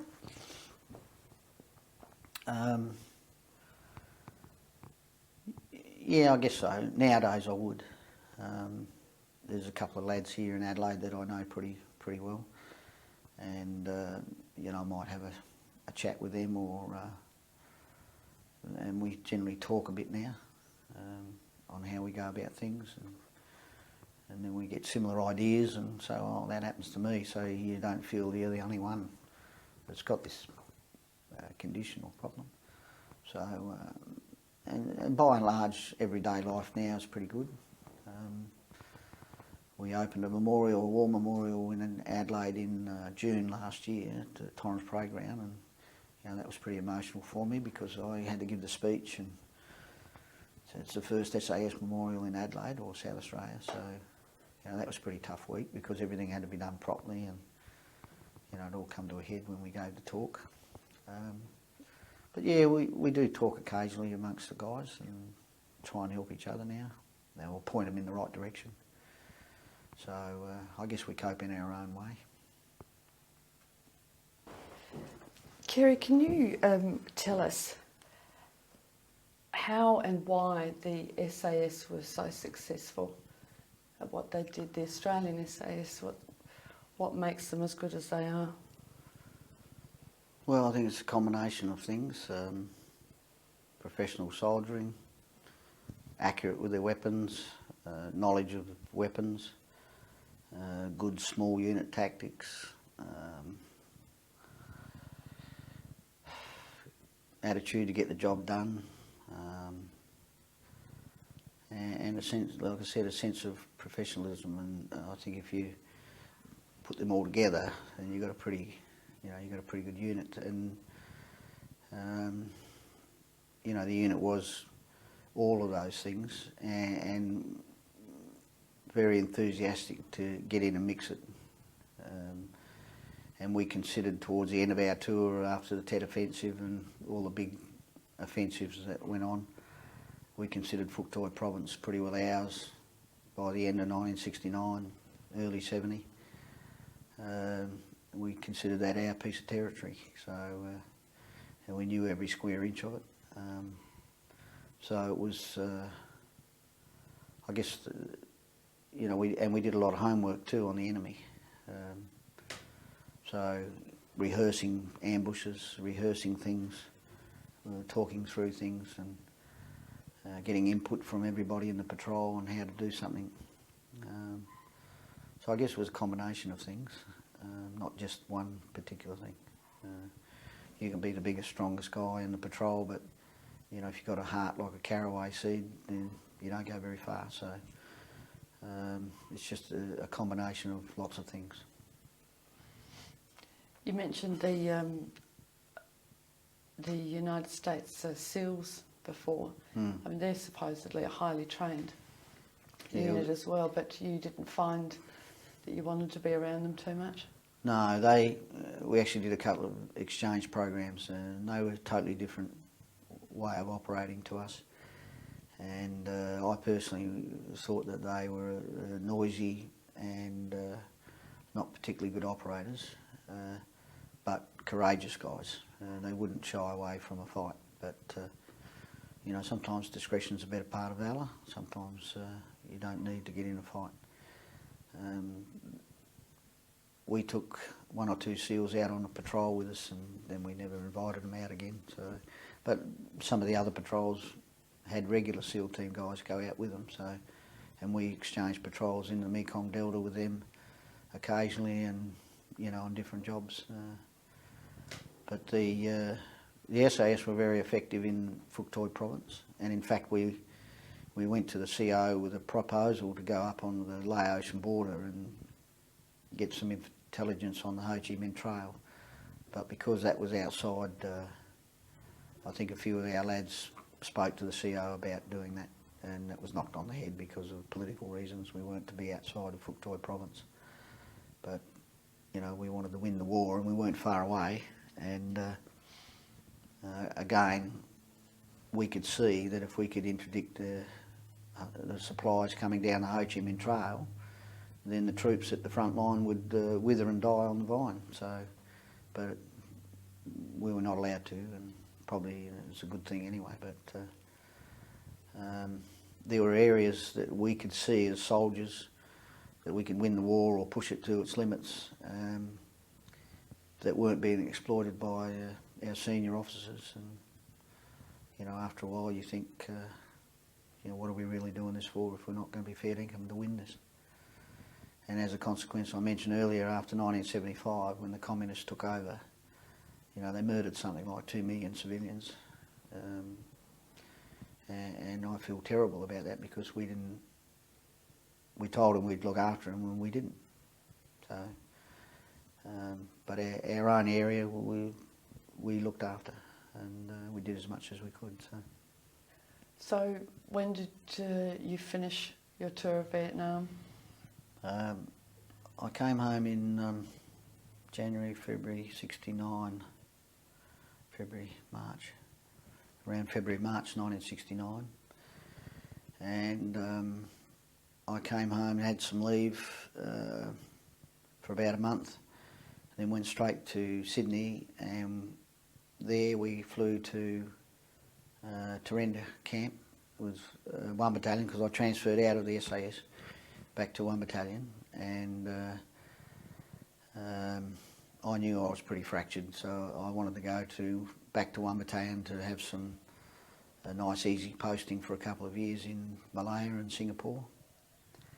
And when I spoke to a couple of the 1 battalion blokes that I knew beforehand, I mentioned to them that I was pretty knackered and mentally, and you know, I wanted to have a break. So I think I still had 3 years in the army to go, and I stayed with 1 battalion, I think, for a couple of years, or maybe 3 years, and then I applied for the training team course to go back as an advisor in the training team for another tour, but actually I'm glad it didn't happen. So, but my time in Terenda and Singapore was terrific, you know, because we were pretty relaxed, and 1 battalion had just come back from its 2nd tour as well. So, you know, we sort of wound down, if you like. And I think that was a saving grace with a lot of us, because a lot of the poor national servicemen came home, were discharged, and expected to walk back into a civvy job straight away. And, you know, if they'd been a rifleman, it was very hard for them to adjust, and still some of them haven't adjusted to this day. Where I was a bit lucky, where we had a regular unit in surrender and seeing Singapore, and we had a chance to relax and take things easy and maybe get some semblance of saneness back in your life. And I think that went a long way to helping me stop me from being a nutcase.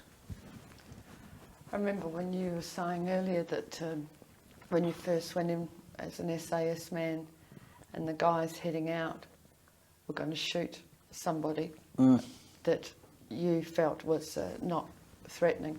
Were you ever worried that you were going to come to a point where you might start thinking like them? So yes and no. It wasn't foremost in my mind.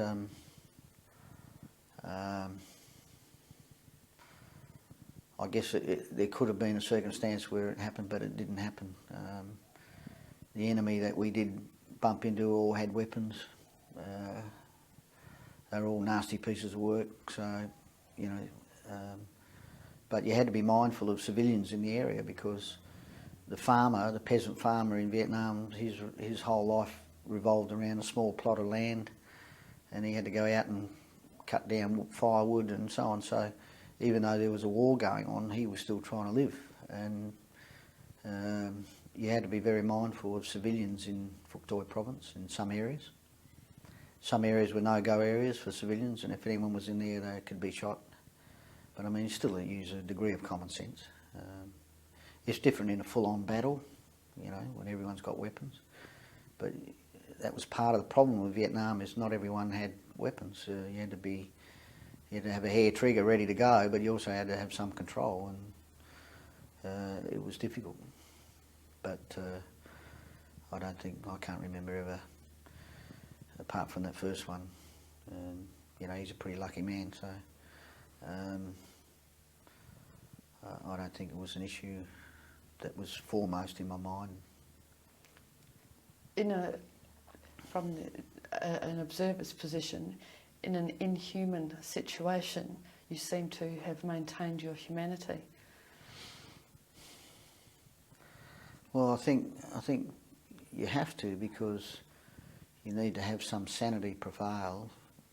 Otherwise, you just you spiral into a quagmire, and you know it's detrimental to your health, mentally and physically. So I guess although we fought the war pretty hard, we also took the attitude we still had a responsibility to carry on a responsibility and act responsibly, which I think we did. And certainly no one in our patrol or in our squadron that I can remember did anything untoward or callous. We would have certainly known about it. So it was difficult, but you know, you just had to train, and you trained and you were ready for it. And then you left the army on coming back to Australia, serving your time? I completed my training team course, and then in 1972 Whitlam got in, and that was the end of the war. I was packed and ready to go back from a third tour. In fact, I was at Richmond Air Base waiting to go back, and I think it was early January. And then when the war stopped, I didn't want to stay in Australia, I wanted to go overseas, and there was no overseas posting, so I decided that I'll take my discharge after 9 years. So I got out of the army in, I think, June 1972. Must have been quite a culture shock leaving the army, something that you were used to. Yeah, well, it was. I was used to, and I was disappointed, because I was disappointed in the army towards the end of the 9 years. I was disappointed we pulled out of Vietnam, we left the Vietnamese to hang out to dry. I was disappointed in some of our officers that led us, senior officers. I think we were poorly led towards the end. I was disappointed in the political aspects of it. I really wanted to become an officer and stay in the army, and I got some education to do that, but I never went on with that. I wasn't given the opportunity to go on with it. But I guess I could have stayed in the army as a sergeant or a warrant officer. I eventually would have made that rank because I was qualified by then. But I elected, I thought, well, there's got to be something more to life than the army. And after 9 years, I probably thought, well, I've had enough. And I think a lot of that was, you know, my nerves were pretty well shot, and, you know, I'd had enough of infantry work. And I'd spent, out of that 9 years, as I said, I spent nearly 6.5 years overseas, so, you know, it was quite a bit packed into 9 years. So. But having said that, some of my friends have stayed on and done 20 years, and, you know, they're good guys, so it was just a decision I made personally. And I spent 3 years overseas, and when I came back, as I said earlier, I found it hard to settle down and have a relationship, and I was conscious of the fact that I'd probably had a double dose of Agent Orange, and I really was very conscious of the fact that if I brought children into the world and they were deformed as a result of Agent Orange in some way, how would I cope? So that sort of made a conscious decision to not have kids. And how do you cope? Well, I try not to stress about anything or get upset about anything, but you know, sometimes I do. I don't take medication for it, but I do things that help me wind down, and I try not to get in stressful situations. A few years ago, I had a chest infection and an anxiety attack, and ended up in the repat, and that was pretty bad because that was an infection I picked up in Vietnam, you know, 30 years ago. And so, you know, you went off as such a young, you know, a teenage boy. Mm. If you knew what you know now, would you have sent that teenage boy off to Vietnam? I'd have to say no, but of course, you know, there's been conflicts before mine, there'll be conflicts after Vietnam and before Vietnam. So, I guess one of the big things I regret is not having a good education. And probably if you've got a good education, then you think things through probably a bit more. And if I had the opportunity to stay at school, university or something, I probably would have done that differently. But I never had that opportunity, so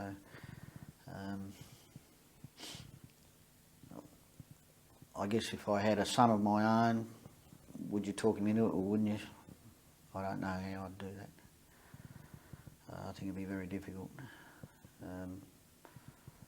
So, you know, it's a bit of a tough question for me to answer. Do you think war is ever justified? Seeing what you've seen? In the final analysis, I think not. But if you've got hawks and doves and you've got too many doves, you're in trouble. There needs to be a balance, and occasionally, you know, if you look at the Second World War with Hitler, he had to be dealt with, and he was a threat to world peace, so was Japan. So you could argue whether Vietnam was a threat to world peace. Probably wasn't. It was a local war, and in fact, when you read the history of Ho Chi Minh, he actually went to the Americans early in the peace and asked them for some help, and they told him to piss off. So, you know, it turned out to be a big headache for him. So I guess there's going to be conflicts while you've got two men on the face of the planet. So I think you need to exhaust everything before you send or commit people to war. And there's going to be times when we're going to have to do that. And there's going to be times that we don't need to do it.